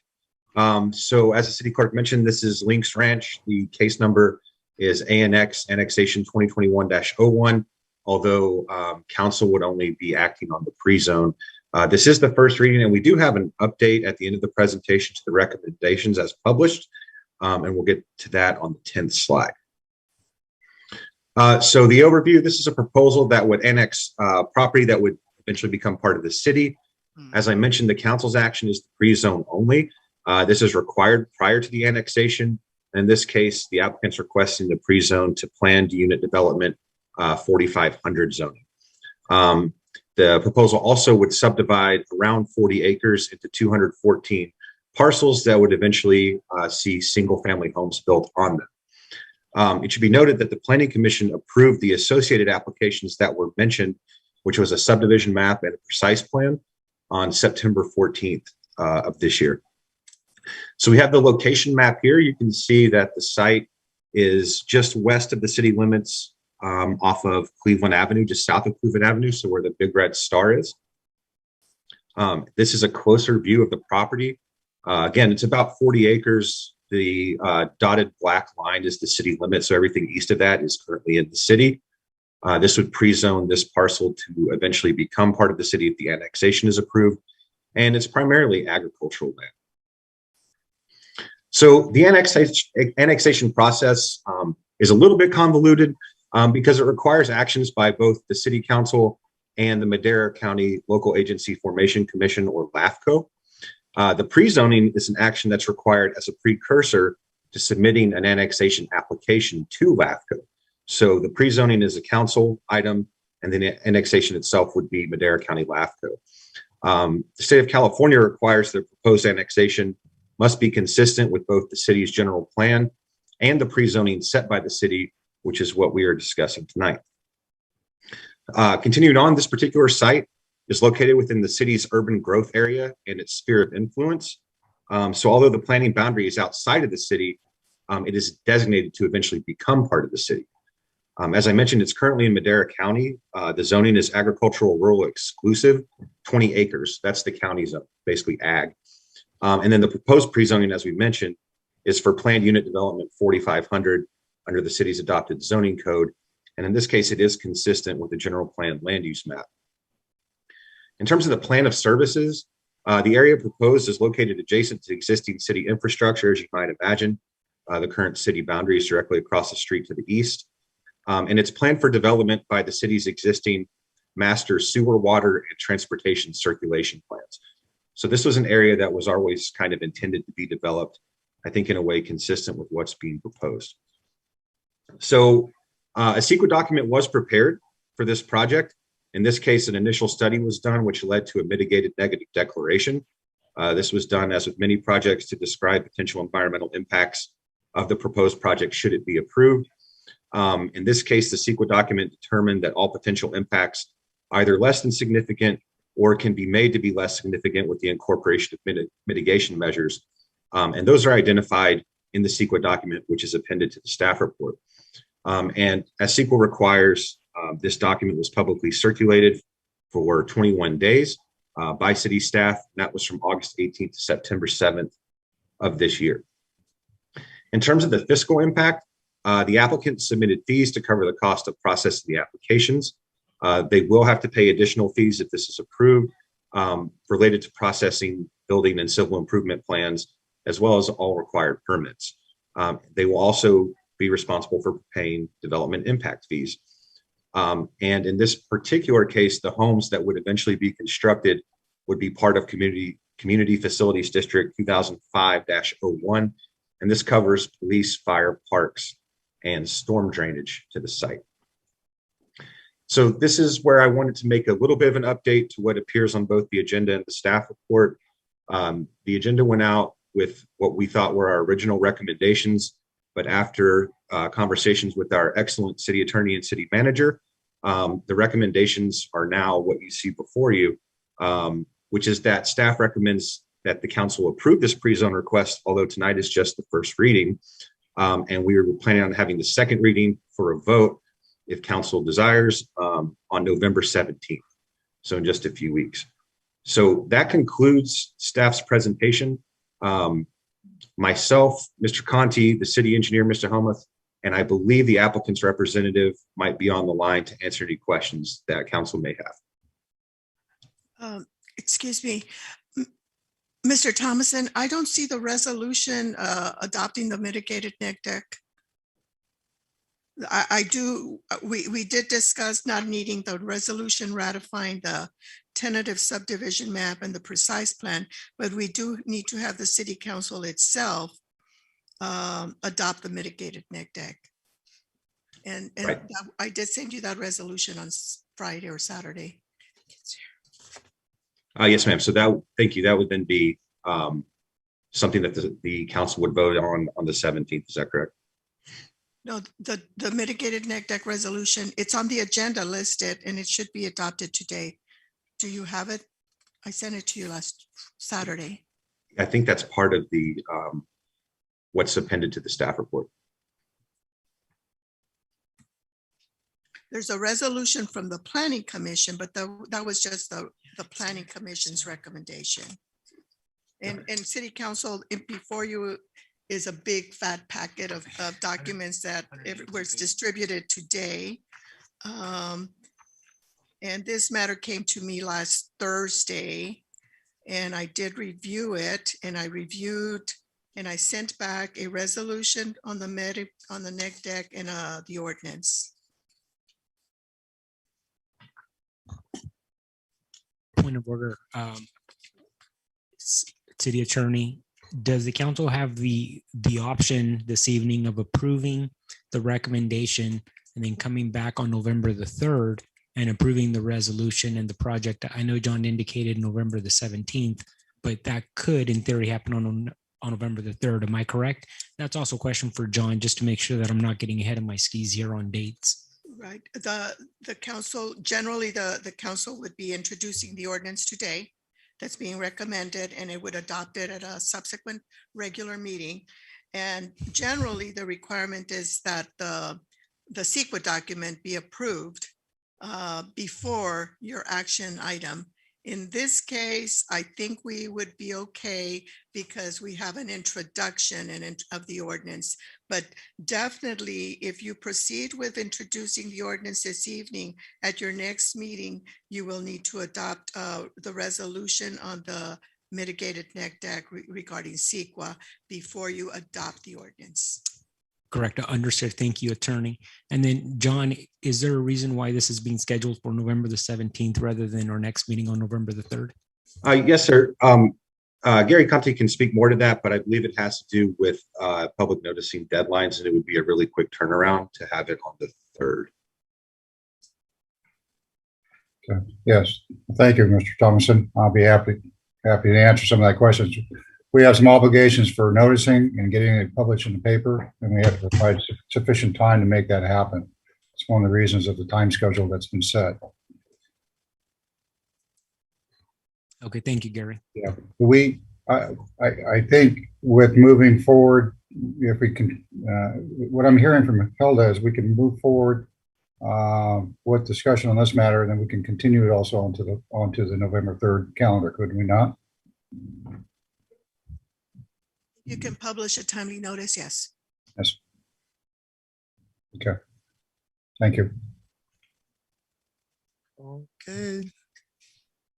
Thank you, John. Thank you, Harry. So we move on. I think, Mr. Mayor Pro Tem, I believe that the applicant or applicant's representative is here and would like to make a presentation or make some comments. Okay, come on. Good evening, folks. Let me take a drink of water. Thank you. Good evening, Norman Allender, 163 North Park Drive, Madera, California. I just want to clarify. First of all, I want to say that we're in agreement. We've worked very hard to get to this point, and there's a lot of, 183 pages I got to read. The mitigated neg deck is a part of your package. So if there's some paperwork issues, I understand we want to do that. It was my understanding we would be coming for our second reading on November 3rd. I'm prepared for that, and we are. So again, we don't want to interfere with any of your noticing or any of your legal requirements. So that's what we're prepared to do. So, but I want to thank you all. Again, we agree with the requirements. There's a fair amount of work that's taken to get here. As many of you know, there's a lot of work still to be done. So let us know. We agree with, again, the mitigated neg deck is here. Hopefully the paperwork is correctly. We'd love to have our second reading on November 3rd. Let us know if there's an issue. But other than that, like we said, we support you folks and support what you've done. And as many of you know me, if you have any questions, please let me know. Okay, we have a comment from Councilwoman. Yes, Gary, I had a question. So what are the timelines and the rules to put this forth that we can't move it to the 3rd instead of the 17th? We do have requirements to make a published noticing in the paper and providing the adequate timing for that. And we can't legally make the notification in the paper prior to that before you take some action this evening. So the actuality of moving forward and publishing would be tomorrow. So what are the days for that? How many days does it have to be in between? We need, if you're taking actions on an environmental document, you have to have a 10-day minimum window, and that's 10 days prior to the day of the event. And if you are having other actions on ordinances, then there are less than that. So 10 days, does that include weekends too, or just work days? That's calendar days, not work days or business days. Just get it on record. Thank you. Mr. Conti, was the initial study, I know that the ordinance was noticed for today's public hearing, but wasn't the initial study also? So do you really need a new notice? No, if we are taking action on the environmental, if we were able to take the environmental action tonight, then that would be fine. If we are not taking the environmental action, but we're continuing that onto November 3rd, then it would be satisfactory at this point. We can actually take that measure on the environmental because we would be writing underneath that existing umbrella of that notification. I know. I'll just say that I know that the environmental was noticed because we got comments from other agencies on the environmental. So your staff did did notice the environmental. So the answer is, city attorney, is the environmental was noticed as a part of the initial part of this. So yeah, because we did receive comments, yes. I am trying to help here, Norm. Yeah, no, thank you. Thank you. I am trying to help and move things. There are some little, obviously, everybody just got this, including myself. And as I leaf through it, that's when I noticed that resolution was missing. I think you can proceed to, if you wish to introduce the ordinance, and the city manager, Mr. Conti, and I can sit down in the morning and figure out whether we can come back on November 3rd if possible, and if not, November 17th for adoption of the ordinance and for approval of the environmental. And let me just say in general, I'll defer to your judgment as always, city attorney. Thank you. Mr. Rodriguez, have a question? Yeah, so before us here, Hilda, just to be clear, we can take action on items 2 and 3. It would be the item 1 that we'd come back. Item 2 is off the table completely. That was the one that is not needed. Item 2 is the one that you would be taking action to waive the full reading and introduce the ordinance. And item 1 would come back when the ordinance comes back for adoption. So it's just like in the report, right? We just approved the pre-zone request. Yeah, correct. So since the item 1 is adopting a mitigated negative declaration, can I ask a question of the gentleman, Norm? So in full disclosure, I had asked this question before, but obviously with the new subdivision, that master plan had a proposed infrastructure in that. So I understand that in reading the report and the CEQA document that we are going to connect our current sewer infrastructure to a trunk line on Westbury. So my question would be either to you, Norm, or a city engineer, is the capacity. Do we have capacity to be able to withstand the new subdivision's wastewater?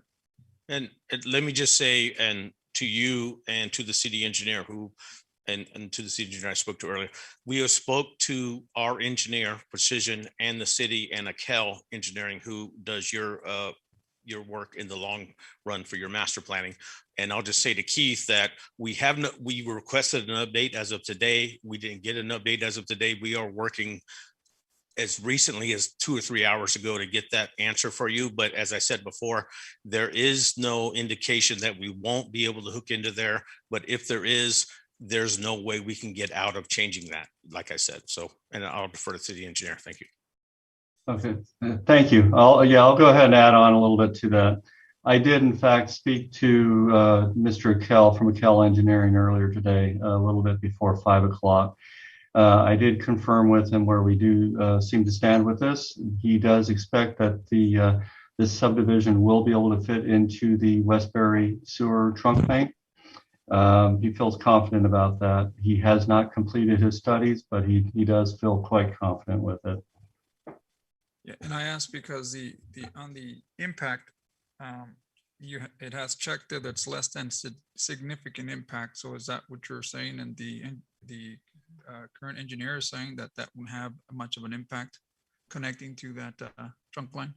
Well, I'll go a little bit more into detail. The sanitary sewer master plan from 2014 had attempted to go ahead and utilize all the sewer mains within the city, existing and proposed, based upon demands that were anticipated in the time in 2014. Since 2014, water usage has become more efficient. There have been more water saving devices installed. Water meters have been installed throughout the city. So the demand per capita has dropped. That has essentially created capacity in this line and probably others throughout the city. So while it does say less than, well, the impact is less than you would be concerned with. Sorry, I lost the wording. Well, it does say that basically indicates that there's no real impacts to the project on the sewer main, and I do agree with that. Thank you, Keith, and thank you, Norm. Okay, thank you. all of us. City Clerk, we have any members of the, any written comments from? members No, of the Mayor public? Pro Tem, I do not have any written public comments. Mark, do we have any comments via Zoom? No Zoom comments. Thank you. Now we close public comment for this item.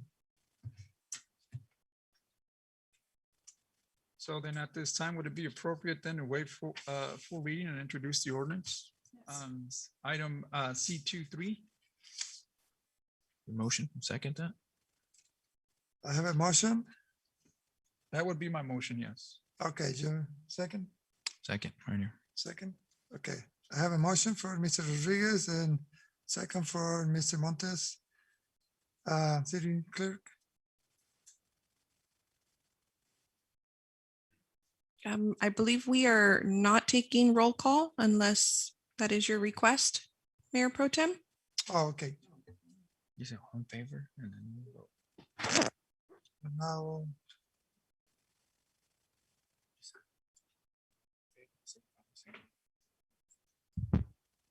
Roll call? Councilmember Gallegos? We'll go ahead and. Yes. Thank you.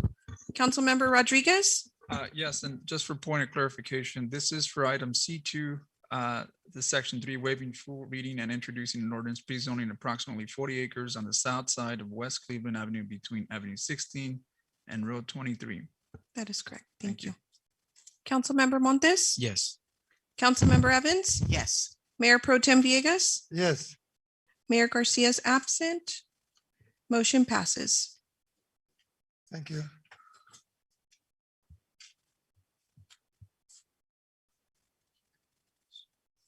So that was C2, right? So now we're moving on to D.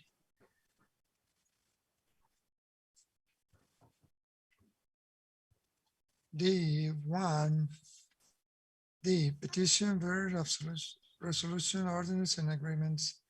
D1, City Clerk. Item D1 is agreement with the county pertaining to a state integrated regional water management grant for installation of water meters. This report is by Keith Helmuth. Yes, thank you, Mayor and City Clerk, or Mayor Pro Tem and City Clerk. I will not actually be presenting this. Steve Betancourt from the Engineering Department will be giving the presentation. Thank you.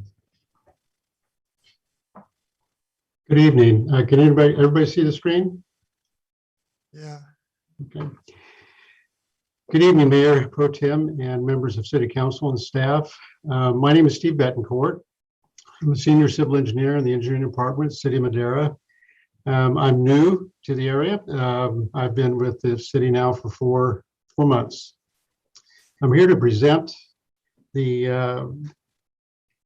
and request approval of item D1, which is an agreement with the county pertaining to the state integrated regional water management for the installation of water meters. The background is the city and county of Madera are two regional water management group members. The county is the lead agency in the grant application for several regional projects that received grants in 2020 from the Department of Water Resources, Proposition 1, Round 1, the Integrated Regional Water Management Implementation Program. The city water meter projects, which is city projects W32 and a portion of 31, are included in the grant award. Slideshow. Huh? You need to roll the slideshow. Okay. I just got, can you see it okay? My screen just changed on me. Yeah, we have your. Okay. Yes, can that shift to the screen, Steve? Thank you. Are we good now? Yeah. Yes. Okay. Sorry about that.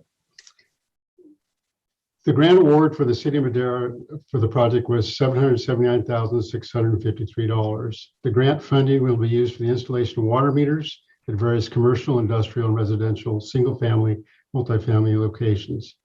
The city recently awarded the engineering contract to QK Incorporated with City Resolution 21-125 on City Council meeting September 15th. The agreement is a MOU, Memorandum of Understanding, which formalizes the agreement between the city and county for use of the grant funds on city projects. Memorandum of understanding, the county will be the point of contact with the State Department of Water Resources on behalf of the city and will comply with all requirements of the grant agreement between the county and the State Department of Water Resources. The county will submit payment requests and grant funds to the State Department of Water Resources on behalf of the city. Basically, the county is a pass-through agency for the funds that go to the city. The city will supply the county with all required information to facilitate payment of grant funds. The city will comply with all eligibility requirements and conditions pertaining to the water meter projects. City will also provide the county all required information and documentation, reporting information pertaining to the water meter projects in the city. Within 30 days of receipt of payment, the State Department of Water Resources grant funds, the county will submit payment to the city in the amounts approved by county and State Department of Water Resources. Recommended action is to adopt a resolution approving the memorandum of understanding between the county and city pertaining to the State of California grant relating to the Integrated Regional Water Management Grant for the installation of automatic water meters in the amount of $779,653. If there are any questions, I can try to answer them. Ellen's available since I'm fairly new to the city. Now we open public hearings.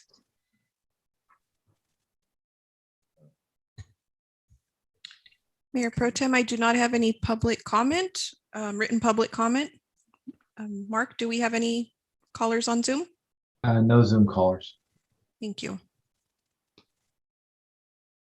We have a comment for Mr. Councilman Rodriguez, Jose Rodriguez. I don't have a comment. I think that Oh, was okay. my last one, but since I'm on here, so I know the award was for the 700,000, and I think that's a good deal. I think we'll certainly need more of that, obviously, for our meters. But I just want to thank staff again for the presentation. Thank you. Thank you. We have any other public written comments from the public? We have none, Mayor Pro Tem. Okay, now close public comment for this item. Now I'll ask for discussion from the college. I move to approve Okay, item D1. I second the motion. okay. Motion one. Have a next second. Okay. First, I have a motion for Mr. Rodriguez and second for Anita Evans. Now go ahead and conduct the roll call vote. Thank you, Mayor Pro Tem. Councilmember Gallegos? Yes. Mayor, Councilmember Rodriguez? Yes. Councilmember Montes? Yes. Councilmember Evans? Yes. Mayor Pro Tem Villegas? Yes, And Mayor Garcia is absent. Motion passes. thank you, Alicia. Thank you. Now we moving on to D2. City Clerk. Item D2, this is a second amendment to the city clerk at will employment agreement, approving a step increase and a one-time payment. This report is by our city manager, Arnaldo Rodriguez.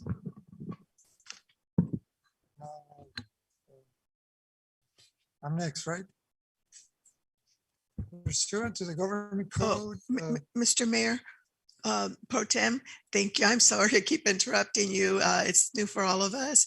Mr. Rodriguez will make a report first, and then he will turn it over to you for the announcement that's required under the Brown Act. Okay. Thank you very much, Mayor Pro Tem. Just bear with me as I get this on the screen. This is our first try at this, doing a PowerPoint from this presentation. So it looks like I got it right the first time, thanks to Mark. So thank you very much. So the item before you this evening is the second amendment to the city clerk's at will agreement. Council may recall that there are three direct reports to the city council. That would be the city clerk, the city attorney, and myself as a city manager. We do have at will employment agreements. This evening, during the annual evaluation of the city clerk, the city council has elected is recommending a merit increase from step C to step D on range 419 for the city clerk. The city clerk's salary is set like all city employees, where it's a scheduled published salary and there are 6 merit steps. If an employee can meets the kind of desires or the thresholds established by the council, that employee is thus eligible for a merit increase. This is not a COLA, a cost of living increase. Rather, this is a merit increase that was published several years ago. In addition to the merit increase from step C to step D, there is a one-time lump payment of $1,500 on the next regular payday. And this is comparable to what the 4 bargaining groups received from the city this past summer. So in terms of the fiscal impact, the annual impact is equivalent to $3,615 and some change. It's anticipated that this merit increases, like all merit increases, are included in the adopted budget. And then there's also the one-time payment of $1,500. The city will designate and classify reserves from the general fund, unassigned fund balance into the assigned classification to pay for the $1,500 one-time payment. So with that being said, that concludes Tev's presentation, and I'll turn it back over to the Mayor Pro Tem. Thank you.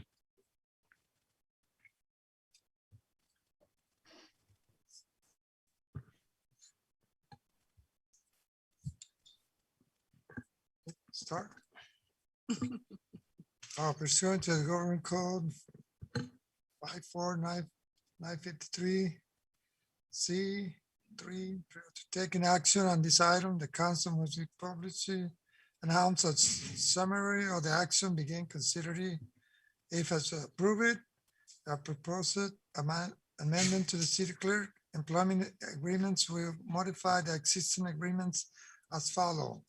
Effectively on her anniversary date of August 26, 2021, the city clerk salary will be increased 1 merit step due to satisfactory performance to step C, City of Madera salary schedule range 419, which is 76,104 with 70.72 per year, payable in installments of the same item as a majority of the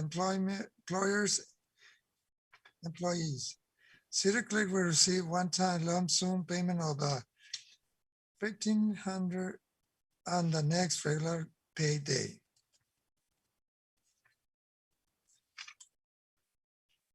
And now we open the public comments for this item. I have no written communications for this item. Mark, do we have anyone on Zoom? No one on Zoom. Okay, any comment from the college? Okay, now we close public comment for this item. Now we ask discussion from the college. None? I so move to approve D2 as presented. Second.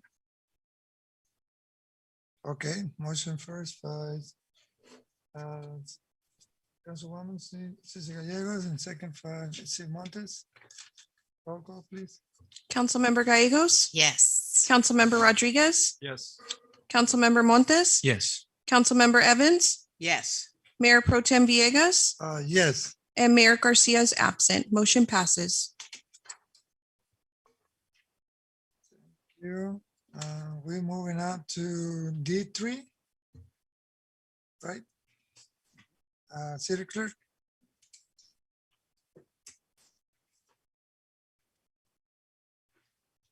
Thank you, Mayor Pro Tem. Item D3 is purchase of real property located at 28310 Highway 145, APN number 035-080-026. And this report is by Keith Helmuth. Thank you, Mayor Pro Tem and City Clerk. I will go ahead and attempt to share my screen.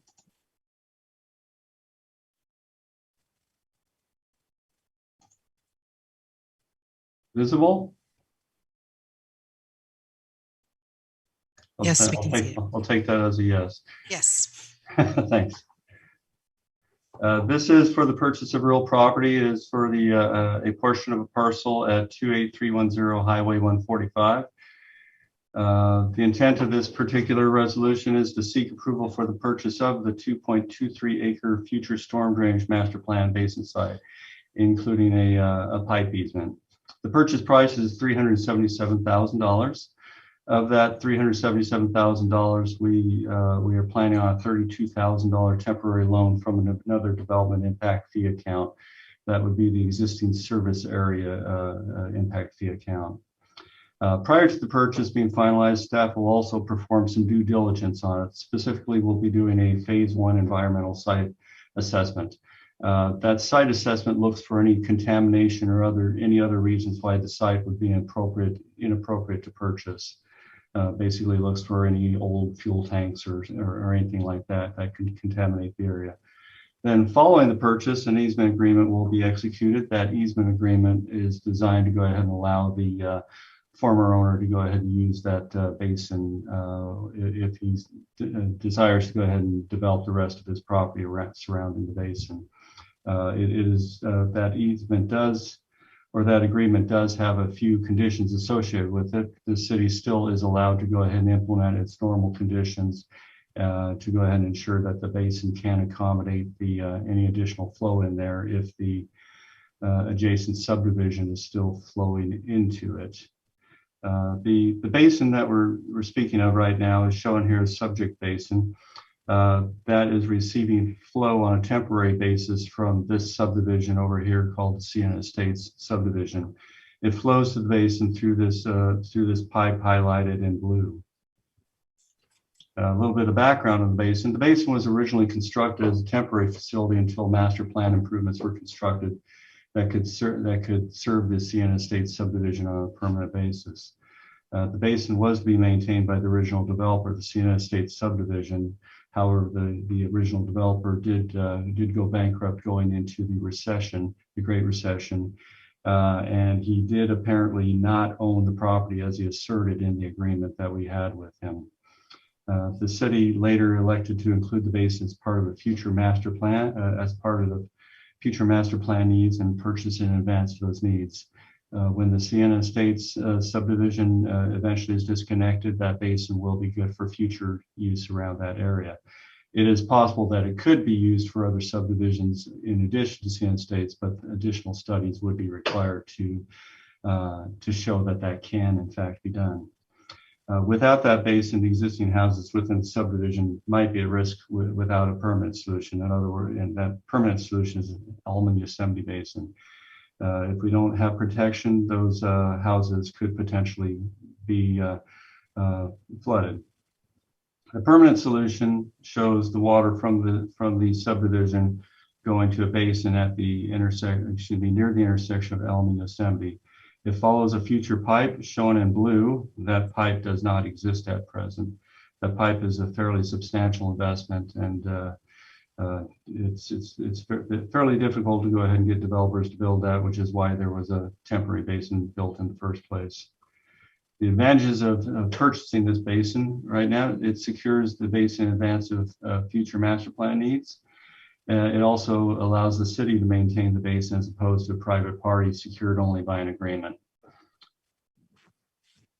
With that, the recommended action is approving the agreement for purchase and sale of real property and approving amendments to the city's fiscal year 2021-22 budget.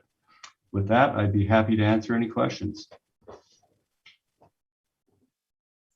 Okay, any question for the callers?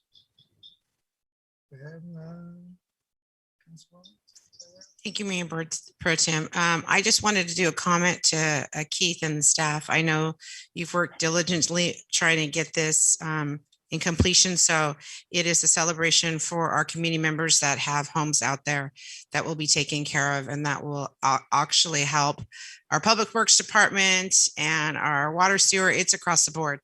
It will help everybody by getting this. So thank you for your positiveness and just keeping that drive to get this done. So thank you again. Those are my comments, Mayor Pro Tem. Now we'll open public comments for this item. Thank you, Mayor Pro Tem. I have no written public comment on this item. Mark, do we have anyone on Zoom? And no one on Zoom. Thank you. See none, so now we close public comment for this item. We ask for discussion from colleagues. We have any? I move to approve item D3 as presented. Second.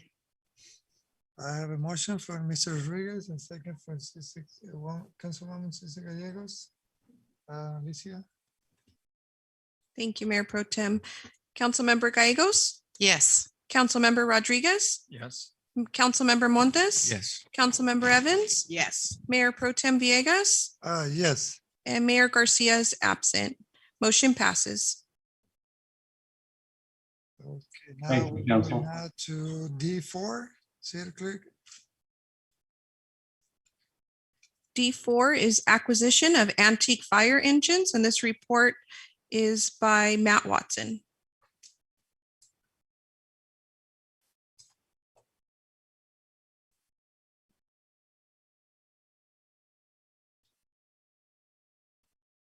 You're on mute. Well, hello, everybody. I'm Mayor Pro Tem and Council.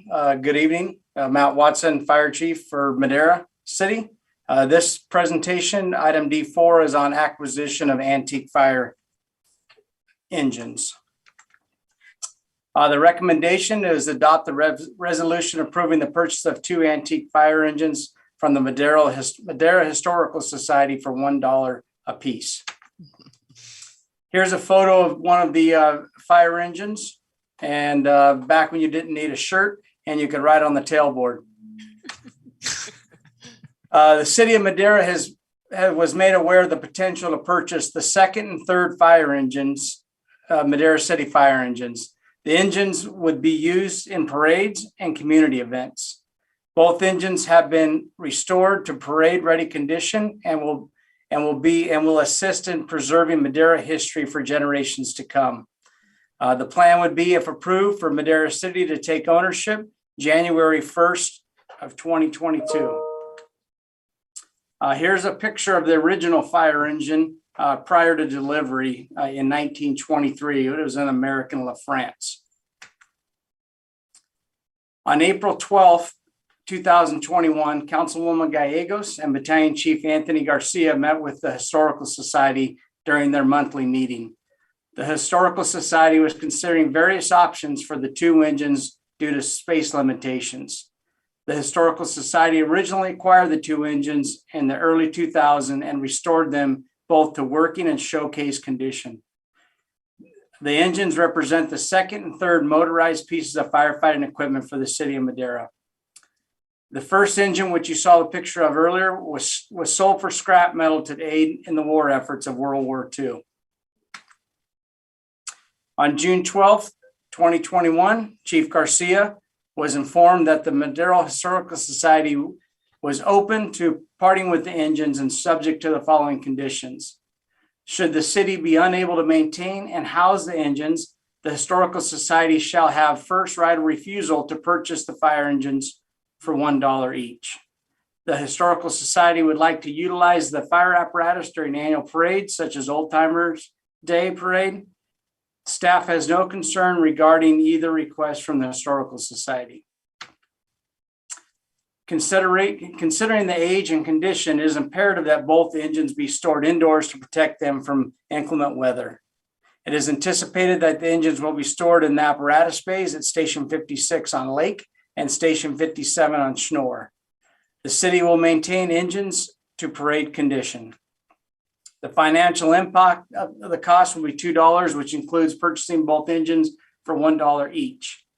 Future maintenance costs are difficult to quantify, but are expected to be nominal considering that their use and purpose will be minimal. In addition, the city will purchase insurance for both engines.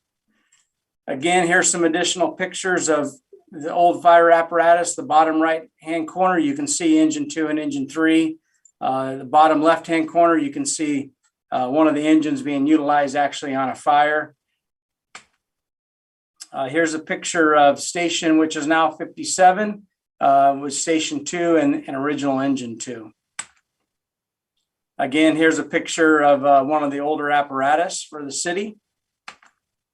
And just in closing, we wanted to add a picture of Station 1, which is now 56, from November of 1968. If there's no questions, I'm here to answer any questions council may have. Thank you, Chief. Any questions from the colleagues? Oh, I got two. Okay. Councilwoman Ceci Gallegos? Yes, mine's just a comment. I think a thank you needs to go out to one of our residents, Jimmy De Silva, who had me become aware of these engines that were being housed in the De Silva barn and said that the Historical Society was looking at selling them. And I'm like, but they belong to the city. So he was really that foresight for us to say, hey, the city should probably get them back. That would be really important. We were both born and raised here, and tradition is very important to us.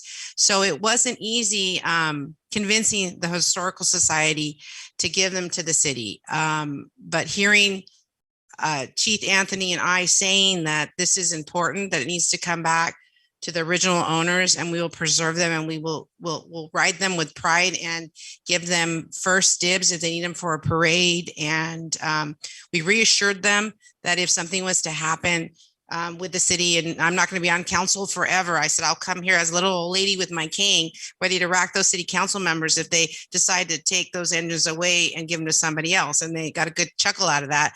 But I will go to the ends to make sure that the city retains those engines.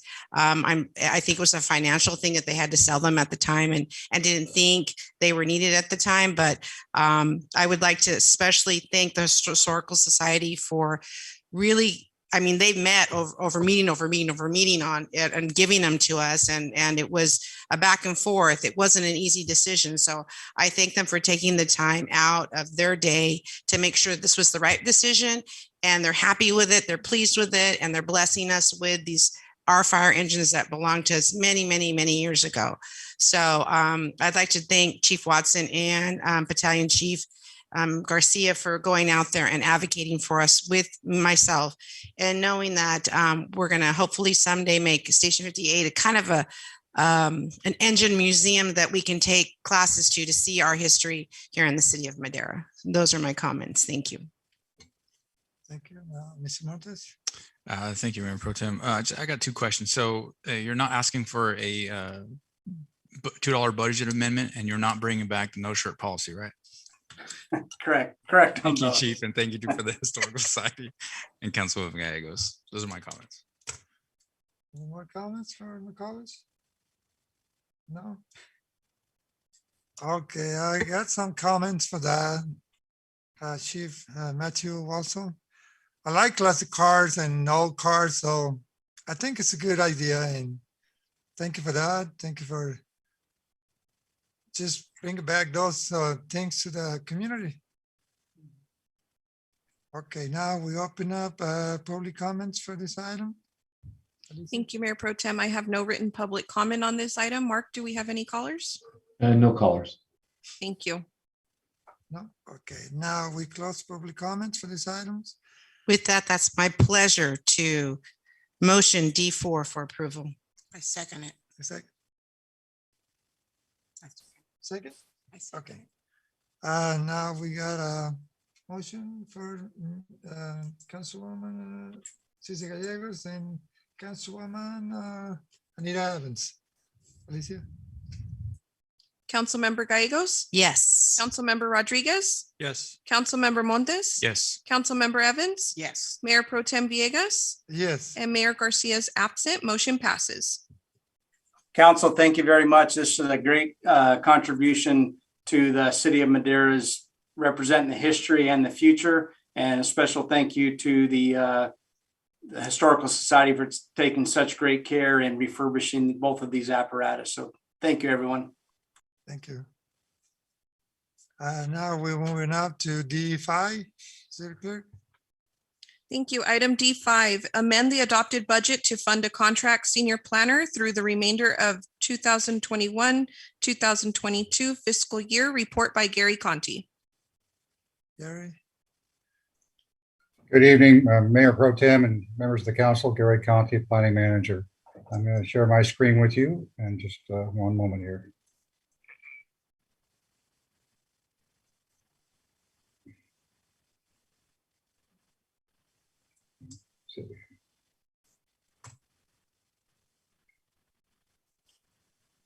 Oops. Pardon me, wrong screen share.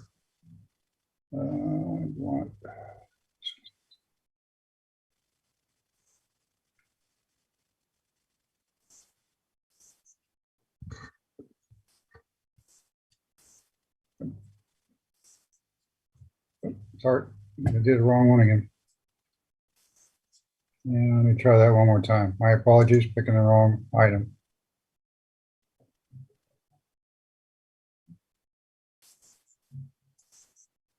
Can you see my screen at this point? No? Yeah, thank you. Pardon me. We are.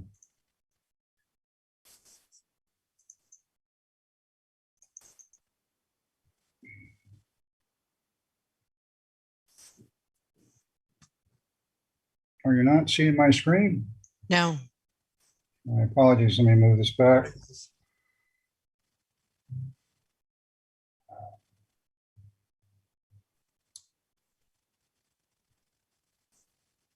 Screen 2.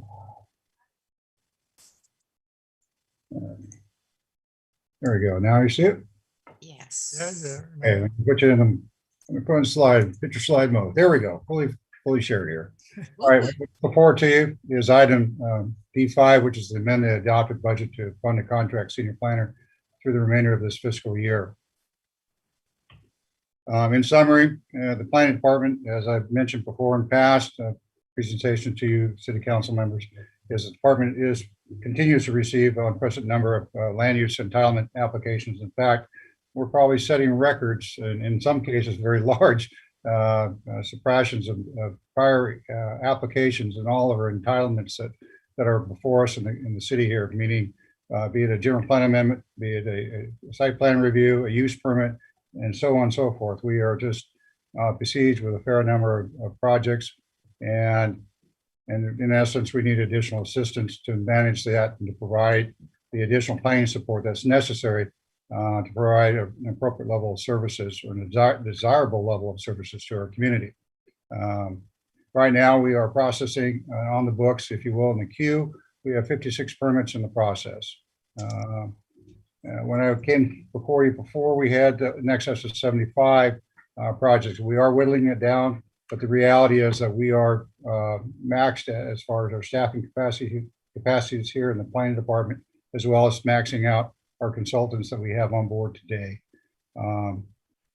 We do have a new planner that is scheduled to begin on November 8th that will aid us in trying to alleviate the backlog of work that we have on our books today and continue to move forward with several long-term projects that we have and need to begin.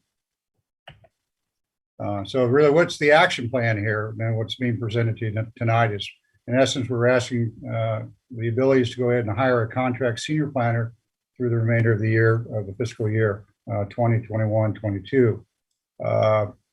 We currently, as a city, contract with ARCO Service Corporation to provide temporary service staffing needs. And we would go through the ARCO to retain a contract senior planning services through a list of qualified candidates that would be provided by that agency. There is a cost with that, of course, and the estimated cost to carry us out for a remainder of about 8 to 9 months is $96,000. That funding source we are looking towards is obtaining that from their unassigned funds from the city's general fund, subject, of course, to your council appropriations. A portion of that money that would be recovered, if you will, by fees that would be paid by applicants for the various types of land use and development entitlements, and then returned back into the city's general fund account. So before you tonight is a recommendation that is one is to adopt a resolution approving funding for the contract senior planner position, as well as also authorizing the transfer of the $96,000 from the 2021 from the 2020 to 21 unrestricted general fund account. With that, if you have any questions, I'd be happy to answer. Mr. Montes. Thank you, Mayor Pro Tem. Thank you, Gary. So my question is, obviously, we want to be able to provide quality services, good quality services, and this is one that can kind of bottleneck a lot of projects. So what's the plan beyond the year? Because this is just, I mean, it's what, 6, 7, 8 months. What is the plan moving forward? And I mean evaluation. What are the needs that our service would require? Is that something that could possibly turn into a permanent position? What's the process in evaluating that for our community? Yeah, right now is to put a full force into trying to knock down the existing projects that are backlogged today and bring them down to reasonable operation capacity for the city's planning department, which is usually about 15 projects on any given time. As you can tell, we have a long ways to go for that. As I mentioned, we had 75 projects when we were asking for additional outside services consultants. And we've been whittling down, but we also, on a weekly basis, we receive anywhere from 3 to 6 projects and sometimes more that we need to tackle. And so we're trying to put the full force front here in hopes that we can bring down that project load down to management level by the end of the fiscal year, for which then we would not need to go forward with the needs of ACRO for a senior planner position. In fact, John Thompson, who did the presentation earlier, is also a contract senior planner vis-a the services from ACRO. And we brought him on, particularly to take on a lot of environmental projects that we had virtually a 3-year load on. We have almost knocked that down to none remaining. We have about 3 more left to finish. And once we've done that, we've brought all the environmental requirements that have been backlogged down to the current status. What I'm hoping with the addition of the new planner coming on here in November, again, they will be able to tackle on the backload so that everybody can manage that. And by the end of the fiscal year, we are in a position we won't need the continued need of a temporary senior planner positions or contract planners outside the staff that we have today. That is my goal. We are working very hard towards that end, but I can't speak of what other projects are coming before us between now and the end of the fiscal year. But again, our goal is to bring it down to a management level to where our projects are getting out the door on in a feasible and reasonable amount of time to be expected of the type of entitlements that are presented. I hope that answers the question. Yeah, so you really do believe this is truly a temporary measure, and once we get it under control, there will be no need for it. Yeah, well, I'll always be happy to ask for more staff, but I recognize the feasibility of that in our budget as overall as a community, and the needs to look at all the needs of the community and make sure that we have sufficient funds to fund those. Right, that's if all things are equal, but if we have an increase in demand, then we're going to need to address that at that time. That's correct. We would have to continue marching with this kind of effort, or again, retain outside consultant teams to manage our workload. Thank you, Gary. Any more comments from co-hosts? I see none. We need a motion for this. Move to approve D5 as presented. I second it. Okay.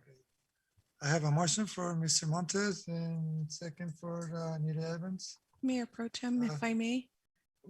We do not have any written public comment. Can we, Mark, do we have anyone on Zoom? No one on Zoom. Thank you.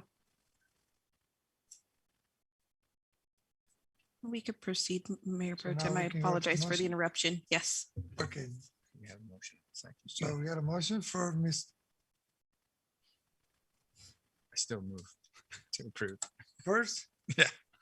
I got a motion for Mr. Marsden and a second for Councilwoman Anita Evans. Alicia? Councilmember Gallegos, Yes. Councilmember Rodriguez, Yes. Councilmember Montes. Yes. Councilmember Evans, Yes. Mayor Pro Tem Villegas, Yes. and Mayor Garcia is absent. Motion passes. Thank you, members of the council. I want to say on the bottom of my heart, I really do appreciate, and I can tell you that my entire staff really appreciates the abilities to have additional assistance. Again, thank you. Thank you, sir. Now we're moving on to administration reports. E1 administration reports, E1 city clerk.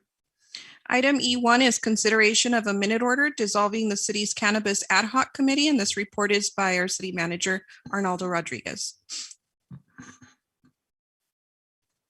Thank you, Mayor Pro Tem Villegas, members of the council, Arnoldo Rodriguez, city manager. The item before you this evening was requested by city council at the last city council meeting 2 weeks ago. At that time, during administrative reports, there was a request to place an item on this evening's agenda to discuss the potential dissolution of the Cannabis Ad Hoc Committee. The Cannabis Ad Hoc Committee is been in place for approximately 3 years. It currently has 2 members, Councilmember Rodriguez and Mayor Garcia, who currently serve on the ad hoc. And again, at the last meeting, council had requested that this item be brought before council for discussion. Thus, that's why it's on the agenda this evening. So with that being said, I will turn it over to Councilmember sorry about the Mayor Pro Tem Villegas for discussion. Thank you. Comments from the callers at this point?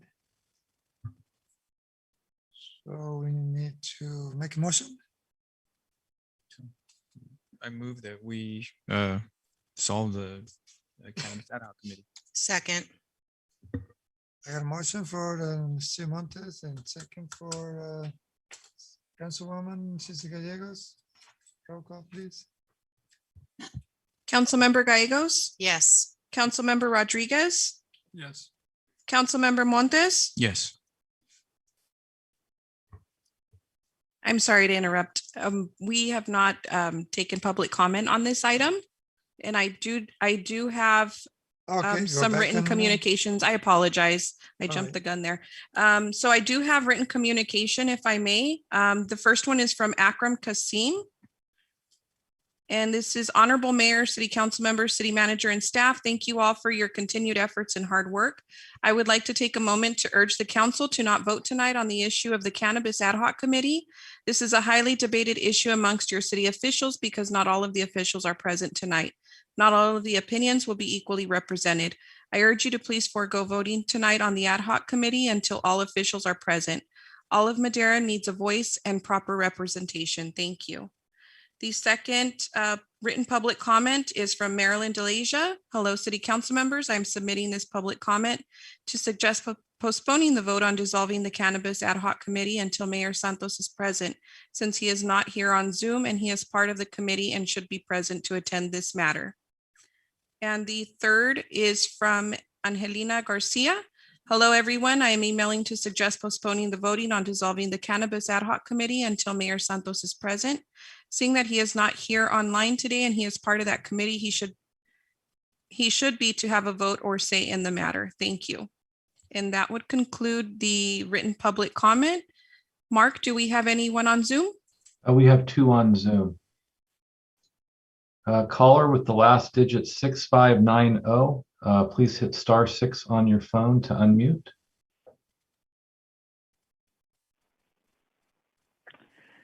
Hello, council members. My name is Rico Saldivar from Mainstream Medicinal, and I'm just calling in regards to this subject. And I feel that any final decisions or votes should be postponed when Mayor Garcia is present to maintain the integrity of any and all decisions.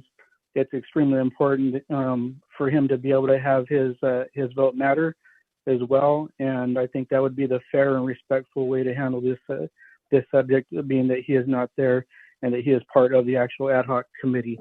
That's pretty much all I'd like to say. And just again, moving forward with anything related to cannabis, it's just very important that all voices are heard. You guys represent us, and it's important to us in the community and for people like myself and our team who are, going to be applying for a license. that, everything is fair across the board and that all members are present when any decisions are being made in anything regards to the subject of cannabis. Thank you very much and have a good evening. Thank you. Any other one? And we have another caller, last four digits, 2410. Please hit *6 on your phone to unmute. Hello? Yeah, go Yes, ahead. hello.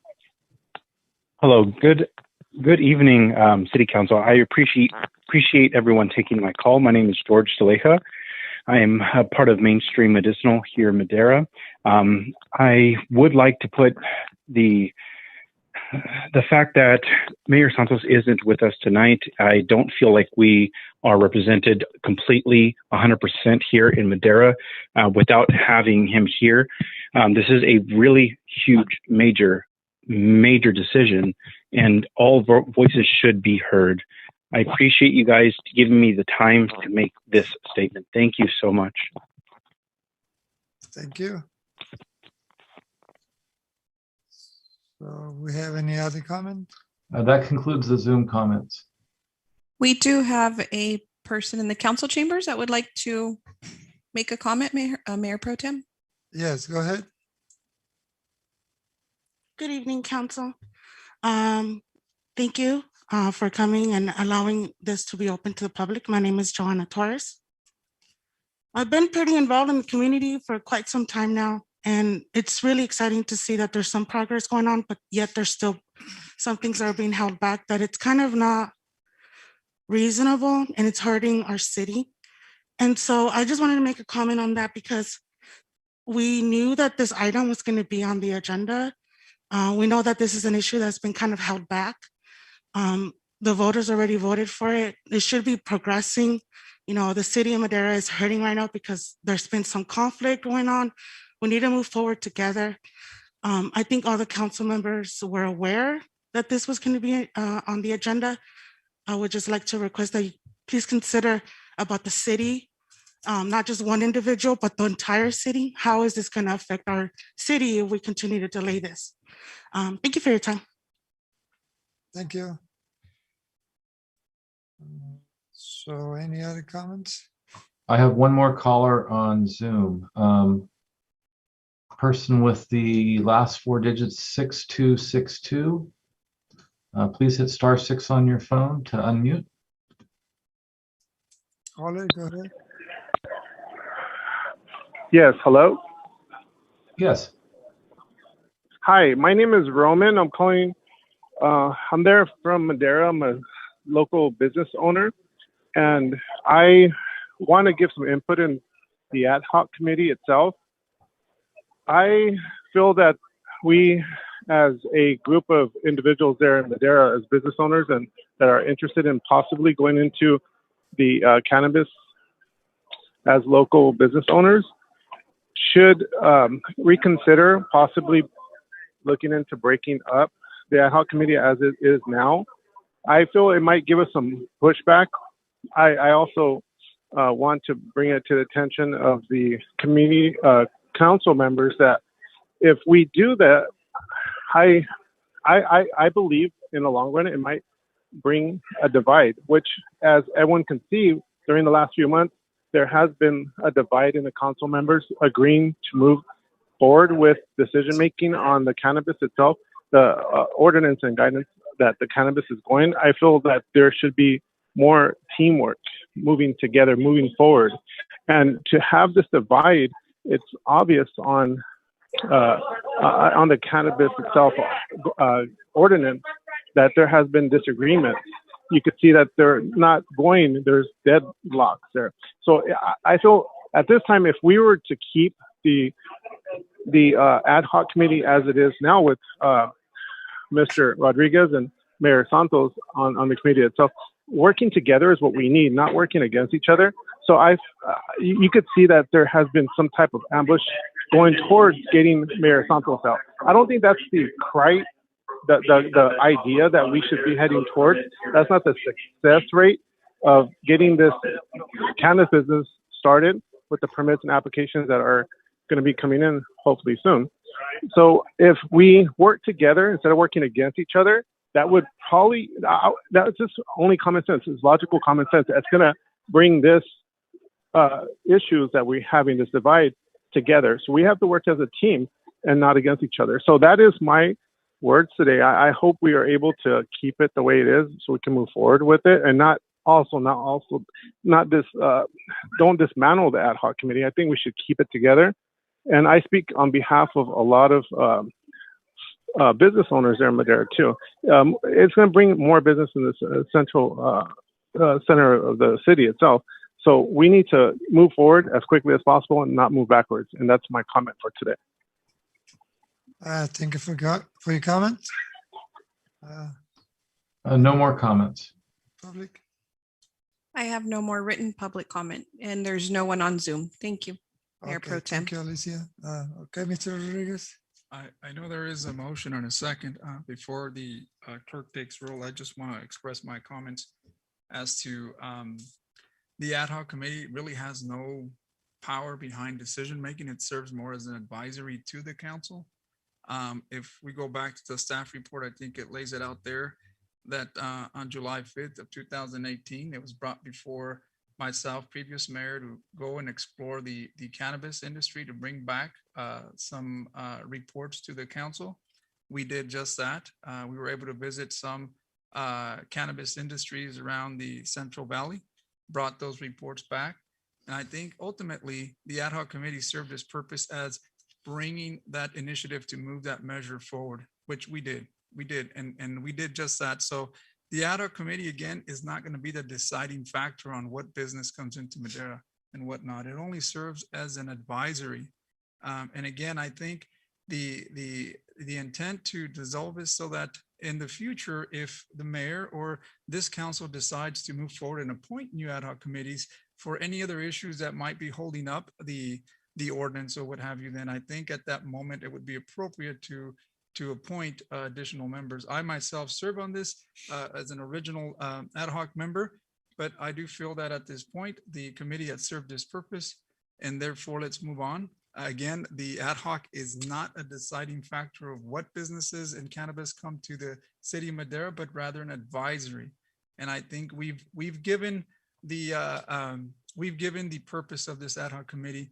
Now I think it's time to move on. It's not going to dethrone anyone or take anything away. If anything, it's just going to allow for future council to select maybe a fresh set of eyes and maybe look at it in a different way. And those are my comments. But I know there is a motion in a second. I believe the clerk was going forward on that. So if there's not any other comments, we can proceed with that as well. Okay, Mr. Montes. So a couple things, I think, to Councilmember Rodriguez's point. I think one, the ad hoc committee doesn't have any more authority, than anybody else. I mean, they can discuss items. I think it has served its purpose.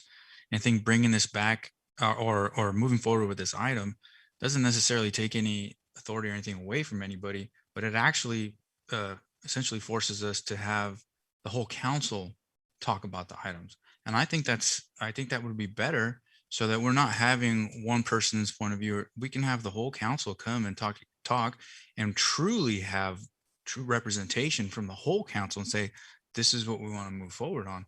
I don't think this takes anything away from anybody. They've been on there for 3 years and they have made a lot of progress. And, we are at the point that we're at because of the work that they had done. But again, I think that people can see that it has stalled. And I think bringing the items back to the council as a whole will help us make better decisions, and it'll be more representative of the entire community. And for those reasons, I think we should move forward. Those are my comments. Councilwoman Cynthia Gallegos. Yes, Mayor Pro Tem, I just wanted to make a comment that I'm the most senior council member up here on this dais and have seen a lot of council members out sick, family issues, commitments, and haven't been able to be here. But that doesn't mean we stop doing what we've been elected to do and put policy in place. Tonight, we approved a great subdivision that's going to help our community. We approved a planner that's going to help move these new buildings and permits in the queue faster.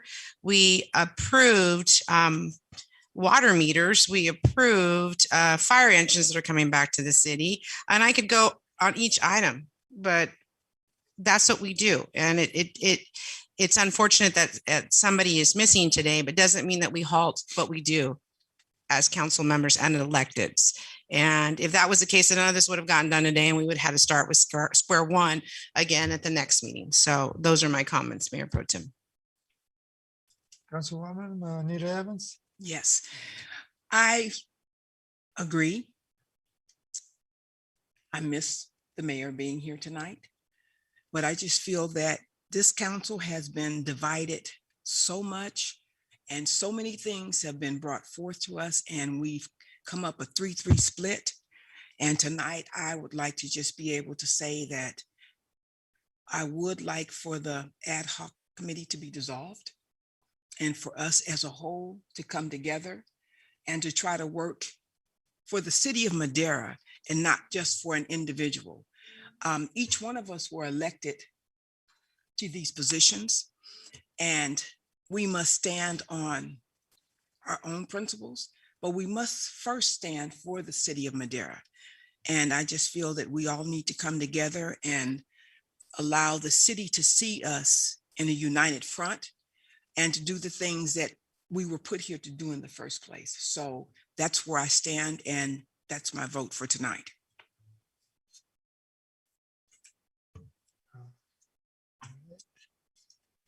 So now,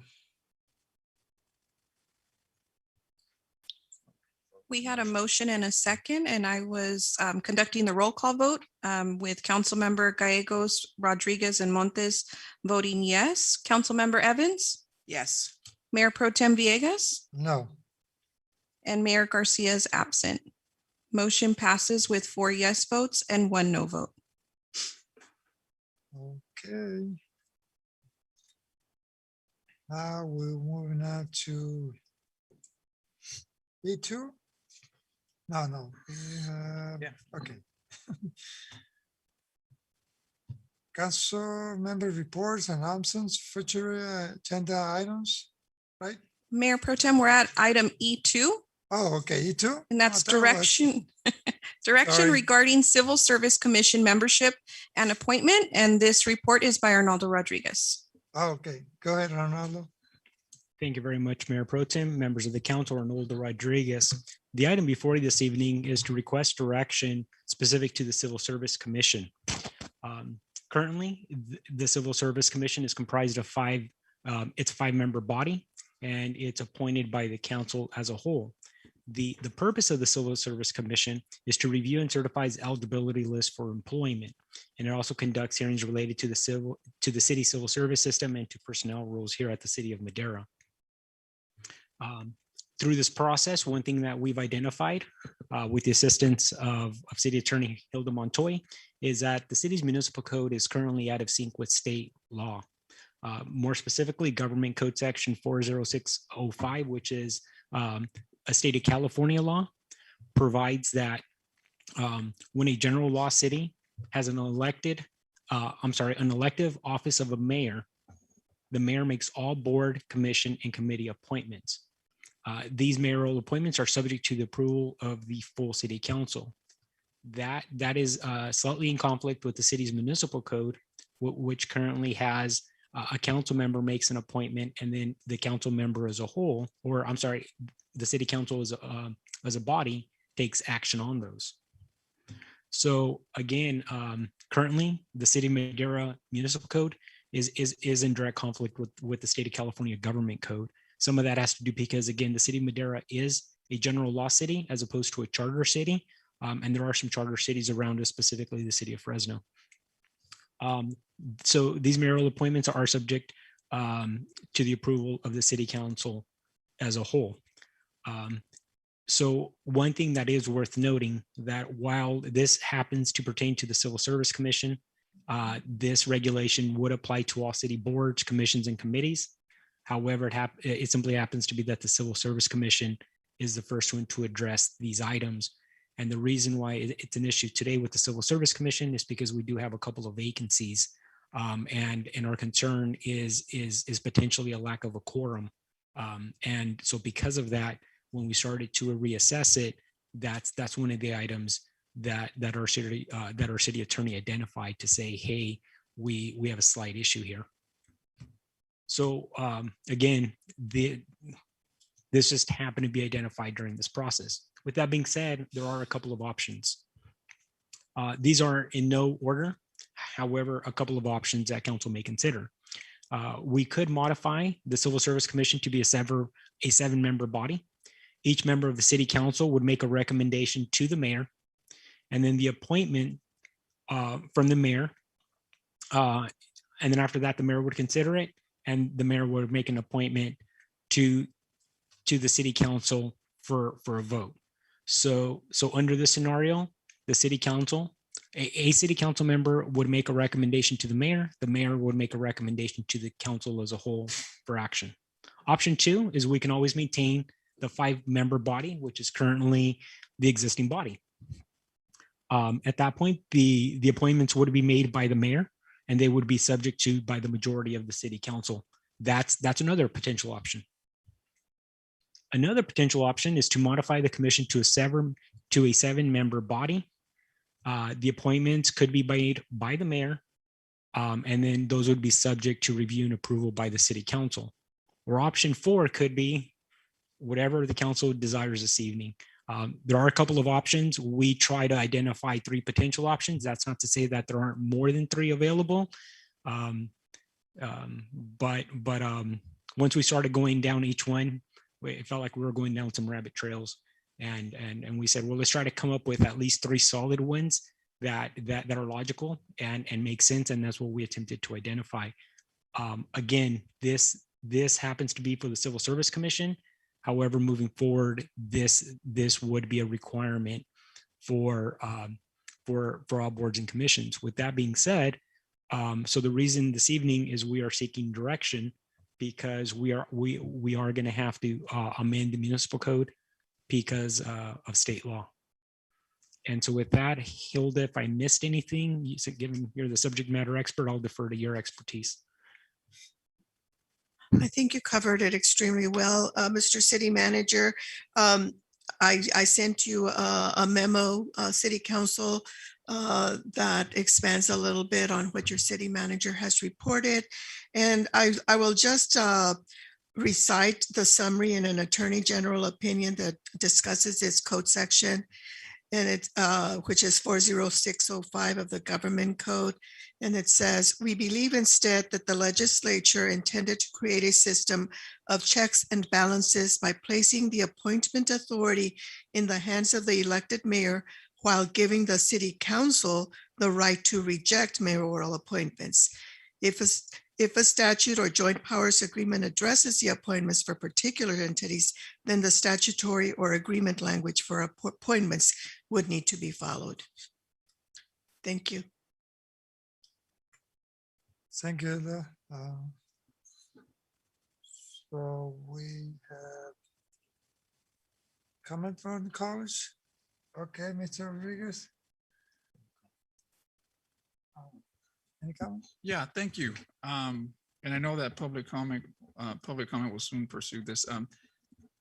I kind of like the option 1. I think it kind of falls in line with what we do now with all of our other advisories and other commissions such as the Planning Commission, the Beautification, the Airport Advisory, and any other commission. I think it allows each council member to select a person within their preference or I'm not sure if it's got to be within their district, but I kind of like what we have now, and that would be my recommendation, is to stick with option 1. I kind of like that. Kind of aligns to what we currently have now. Mr. Montes? Oh, thank you, Mayor Pro Tem. I would agree with Councilmember Rodriguez. Pretty close to what we have now, adds one more layer, but at the end of the day, the system we have now, the council is the deciding body. So it really doesn't change too much, but it's just another step. I think option 1 is really, really close to what we have. And, I would say if it ain't broke, don't fix it, but apparently we broke. So those are my comments. Any other comments? They're all good, option one? We need a motion for that? Direction. But first, Okay. Public comment? I do not have any written public comment on this item. Mark, do we have any callers? No callers. Thank you. Anyone in the public wishing to speak? We have no public comment at this time. Okay. Okay, Mr. Rodriguez? another Yeah, comment? thank you. Hilda, just for the exercise this year, I know you spent a lot of time with this, you're interpreting law, but I wanted to just ask you, because the Attorney General certainly says, we believe that the intent. So that being said, I know that, does that mean that that would supersede a municipal code based on those comments? I mean, because it's in their opinion, not necessarily factual on the government code, but I mean, I know you spent a lot of time. I just wanted to kind of hear from Right. you if it went that route. the language, I did not quote from the entire opinion, and I don't have it in front of me, but it was very clear that they were taking the clear language. It's sometimes you do have language in statutes or laws that are ambiguous, but in this case, it's pretty clear. It says in general law cities where the office of mayor is an elective office pursuant to blah, blah, blah, the mayor with the approval of the city council shall make all appointments to boards, commissions, and committees. And so that law was very particular, and the Attorney General addressed ordinances. What about an ordinance? Can an ordinance do something that's a bit different? And no, because in the hierarchy of laws, state statutes supersede local ordinances. Perfect. Thank you, Hilda. I knew you were ready for that. So thank you. Okay, no more public comments, so we close that public comment to this item. Now we have a discussion. Any discussion so far? No more? Make a motion. Okay, now we ask for college for a motion. No, just direction. Direction.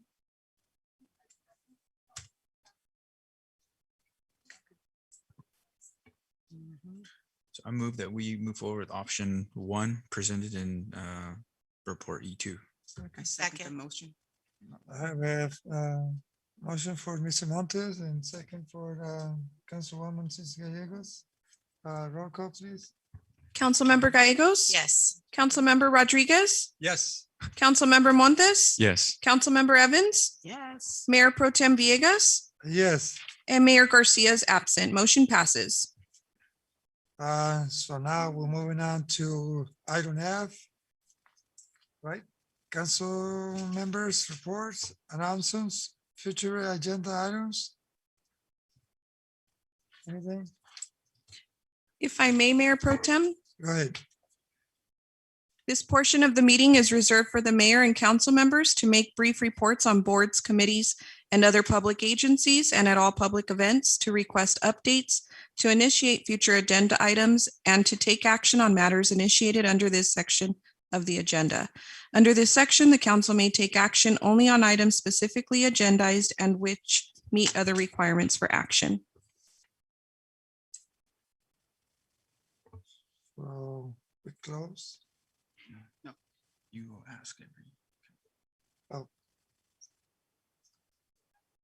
Oh, Mr. Rodriguez. Oh, thank you. You're gonna select me first, huh? Okay. I just wanted, first of all, is I wanted to bring before you that the Caltrans has introduced their draft 2022 California Interregional Transportation Implementation Program, which now has in their program to bring the additional stretch between Avenue 12 and 7. So hopefully they follow through on that. There is funding that they've sourced, and that's yet to happen. But I think the funding would take place in year 2025-26. If it goes through, then that'll be a great victory for us. Again, I think leaders in the city Again, the Madera County Transportation, the county, and all of its partners with Caltrans certainly did a great job of trying to really voice the opinion on our ceremony there that, 99 is a huge, it's a corridor that transports metric tons of a lot of goods and services for folks here. So it's a good thing. It's going to certainly alleviate the quality of air, the congestion that we have. I look forward to that project happening in the future. So thank you again for your continued support. Both myself and Councilwoman Gallegos sit on the Transportation Commission, and we got those exciting news today. I also wanted to say thank you. I missed this on the previous meeting, but Director Foss took the opportunity to introduce me to the wastewater treatment plant alongside Peter Gallegos and Mr. Humberto. I don't have a last name, but I was really amazed to see how this magnitude of plant really just works and operates to keep the city afloat on a daily basis. And if you have not done a tour around the wastewater treatment plant, I would suggest you do kind of get to know what happens when you flush your toilet and how it gets there, how it gets processed, how it gets treated, and then where it goes. But one of the concerns that I had again was regarding this demand of water and the amount of development that's taking place. We all know that the capacity at the wastewater is it still has some capacity, but again, with the new development and again, the demand of water, and then again, the conservation approach of decreasing water certainly doesn't really give us a balanced issue, because solids still go through the plant, yet water is decreasing. So in order to flush those solids out of the way, then you're gonna have to find a balance, right? And you can't decrease the amount of water too much, because then you get these solids that essentially will bring some deterioration to the piping and sewer lines there. And this is why I brought the question in regards to our current development. Do we have the capacity to be able to sustain new development, especially with our current situation and capacity at the wastewater? So this would be something that I would suggest that the council bring back again with future development and or wastewater. Do we have the capacity? Maybe a report. I know that Director Foss has done a great job of telling us over and over that, right now, I think we're approved for up to, I don't know if it's 7 million. And we have the capacity to go up to 10, but I think it's a state certification that we have to have. But again, with new development, I think it'd be a great opportunity for this council to see if capacity, if we have the right infrastructure for the capacity there. Last but not least, I would like to thank our Mayor Pro Tem. This is no easy task to take on the mayor and taking over the agenda. I commend you for that. It's not easy, and you pulled through it. You're almost there, but thank you. You've done a great job. Thank you. Thank you, Mr. Rodriguez. Any comments from the college? Des, you go down the road. Go ahead. Just keep going. All right, my turn. So I do have a couple things. I want to say thank you to staff. We did have a water leak on Beechwood. It was last week, and we had a bunch of guys out there through streets, water, and I want to say thank you to them. It was pretty cold out there. They were sloshing around in the water, telling everybody we're going to shut it down to make the repairs. They actually gave some water to the residents there to make sure they were okay. The coffee in the morning, it took about 24 hours to get it back on. But it was a river out there when I went out there and looked at it. And these guys were just running around, taking care of everything, knocking on doors, and even giving people advice on what to do and fill up your bathtub, and, if you don't have this water. So thank you for taking care of that. I know, it goes back to our infrastructure and making sure that we have quality services, but these guys came out and took care of it really quickly. Touched on the Caltrans thing. So Self-Help Enterprises has advised us of a save the date for the Sugar Pine Village grand opening. That's Friday, December 3rd at 11 a.m. at 203 East Lewis.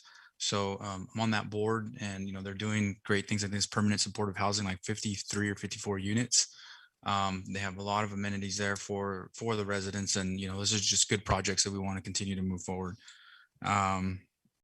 Also, I want to say goodbye to Elizabeth Weisner from CAPMC. I'm on that board as well. She is going to be leaving the organization.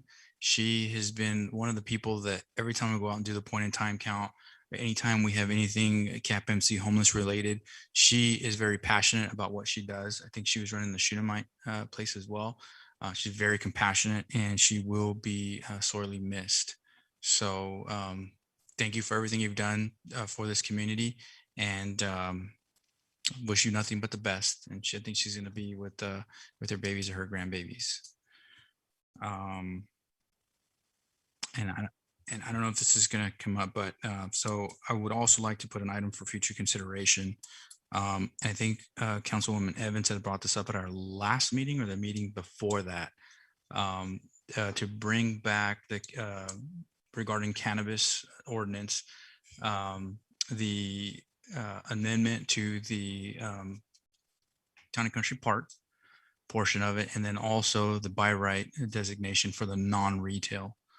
And I know that Councilwoman Evans had asked for this. I believe it was our last meeting during cultivation and vertical integration. Yeah, vertical. So if we can bring those items back for action, one thing that I would ask, I know timing is going to be tight on these things, but if we can bring the by right for non-retail back for consideration at a special meeting, so that we can have these two items at the same time, because I think one of them is in front of the other. If council is okay with that, so that we can actually, because the timing is going to be issue on these. We have a first reading on one. And again, this is action items for consideration. I'm not saying this is what's going to pass. Yeah, so it'd be the first reading on the by right, and the second reading for Town and Country. And if we can bring those back as soon as possible. And again, timing, I would like to have them maybe both for the second reading at our November 3rd meeting, if that's possible. I know timelines are going to be tight, and then if council is available to do a special meeting, that's what I would call for the first item. So, Councilman Montez, are you looking at October 27th for special meeting on Wednesday? Or as soon as we have to, because I know we have notification obligations as well, just like the item earlier. Right. I want to say it's 10 days. So whatever we can do to get that situated. And then we'll have our second reading for both items the same day, November 3rd. Okay. I think we can work through those dates. But the only thing for the special meeting, I would not be available that Wednesday. I would be available Tuesday if the council is. Okay, so Tuesday, can we do?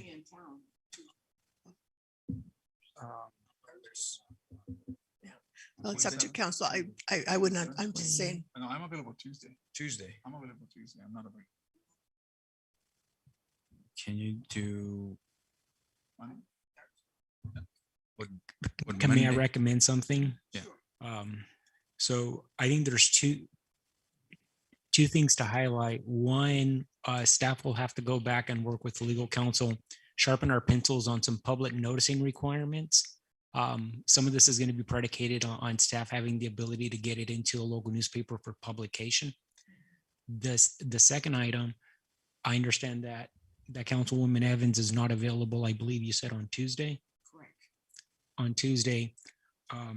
And looking at the calendar, I'm trying to count backwards here. So 1, 2, 3, 4, 5. Because there are some special noticing requirements both for the meeting and then also the number of days between the meetings. And that's where we start running into a couple of challenges. The only reason I say that is if we do have to do it on Tuesday, I understand Councilwoman Evans is not available. With that being said, I believe the Brown Act does permit a council member to be available via Zoom If The special noticing, if special the special posting. noticing, if the special posting's in But place. yeah, I am a bit, the 28th might be another day. So, right, so the 28th, which is a Thursday, and I'm trying to do the math here. I One, think two, it works three, with the four. 28th, Mr. Rodriguez. 6 days. You're right. I believe Thursday, the 28th would also work, and that would be predicated on us having the ability to get a special notice in the paper. If I'm doing the math, I think we'd have to get it in Saturday. The 23rd, have a special meeting on the 28th if council's available. And then we can try to have both second readings on November the 3rd, if I'm looking at this correctly. I'm gonna go with the thumbs up there. I want to, Good. On Thursday, the 28th, we would have a special meeting. So the And one thing, just All have, good? Yeah, but Okay. we'll have Alicia give us options. She can email us options and then we go from there. And then we see we have a quorum. Yeah, so direction be whatever date would work. The latest would be the 28th. can we do that, Hilda? Can that's appropriate action? Okay, so we'll definitely take a look at that. And the only other thing, it's an extremely aggressive schedule. I recognize Yes. that, and I It's- appreciate your guys' hard work. Yeah, and so we will try as best we can, and we'll try to get the notice in, and then we'll work as a team to try to get a date that's where everyone's available, and if that's appropriate. Thank you. Is that council direction? That's council direction. Okay, thank you. Okay, so we're good on that, right? Everybody's good.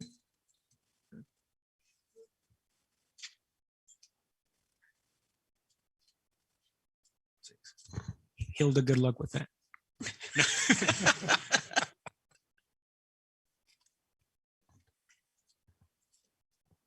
Okay, so no more reports. Thank you, Mayor Pro Tem. I would like to just do a shout out. We have a gem in this community, our hospital, and they celebrated their 50th anniversary. And let me tell you, we have to be really blessed that we have them here, and our CEO, who is born and raised here and has really advocated. We have board members that have so much time put in to get the equipment that we have that some hospitals don't even have, that are bigger than us. So with the help of Councilman Montez and his wife and Chief Watson and his wife, we were there representing the city and thanking them for all that they did. And they raised several thousands of dollars that night to get some more equipment in our hospital. So congratulations, Madera Community Hospital, on your 50th anniversary and many more years to come. Thank you. All right, thank you. So now we move now to closed session. Councilmember Evans. Oh, Council, okay, go ahead. Thank you so very much. sorry Mayor about Pro that. Tem. It's okay. It's good to see you. And thank you for what you've been doing tonight. You've been doing a really good job. I know it was short notice, but I thank you very much. Thank you to the staff and everyone. And I just want to give a shout out to James Monroe Elementary. I went last week and I started my first crunch with the councilwoman. And what that consists of is once a month, I will be going to James Monroe Elementary and having lunch with the young people there. So it's not a program where they have to be academically receiving an A+ or an A.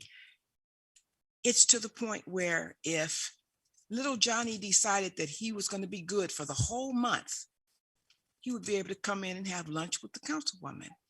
Or if this particular student came to school every day for a whole month, they would be able to have lunch with the councilwoman. A lot of times and I've worked in schools for over 20 years, but a lot of times we devote so much time to all the quote unquote good students or the academically good students that we forget about those that may not just have the best and may not just always do the best in class. So that's what I'm doing now. And I go once a month and I'll be doing crunch with the councilwoman. I want to give a shout out for the San Joaquin River Conservancy. Councilman Villegas and I went on a tour on the worst day in Madera history, as far as I'm concerned right now. It was windy, it was dusty, it was ugly, But boy, we were troopers, and we managed to make that trip, and it was really nice. It was really nice. Also to the Carpenters Union, we went out there, and number 701, and there's really a good program that they're offering. And if you have a child that is, maybe not going to college, because college is not for everyone, but if they want to be able to do a job and earn a very good salary, I think they start out what, $26.50 an hour at the Carpenters Union. Send your children out there. You never know. Sometimes we work with our hands. This building was built because of steel and carpentry. So those are the things that I want to shout out to, and also to each one of us. Thank you guys for tonight. We Thank didn't you, fuss Ms. and argue, Councilwoman. you guys. It was very good. Yay. All right. And I passed the baton. Any other comment? Any other You. report?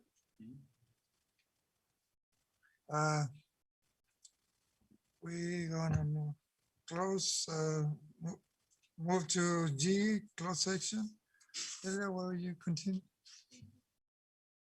Thank you, Mayor Pro Tem. We have two items for closed session. One is a conference with legal counsel, anticipated litigation, significant exposure to litigation under Government Code Section 54956.9D2, potential litigation resulting from eviction proceedings by city against Jeffrey Streeter. Two, conference with labor negotiators under Government Code 54957.6, agency designated representative Arnoldo Rodriguez, unrepresented employees, police chief, city engineer, director of human resources, information services manager, chief building official, planning manager, and director of parks and community services.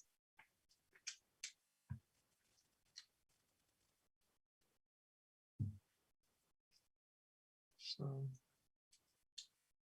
We may now go into closed session. okay. Let's do it. Good night, everyone.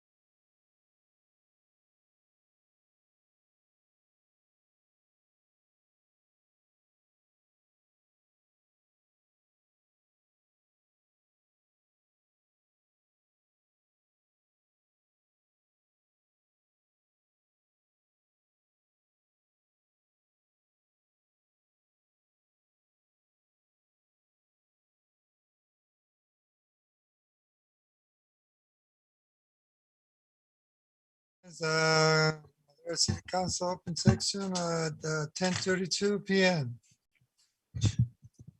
Thank you, Mayor Pro Tem. There is no reportable action from closed session. All 5 members were in closed session. This meeting is adjourned at 10:32 p.m. Thank you everyone to participate tonight meetings. Thank you.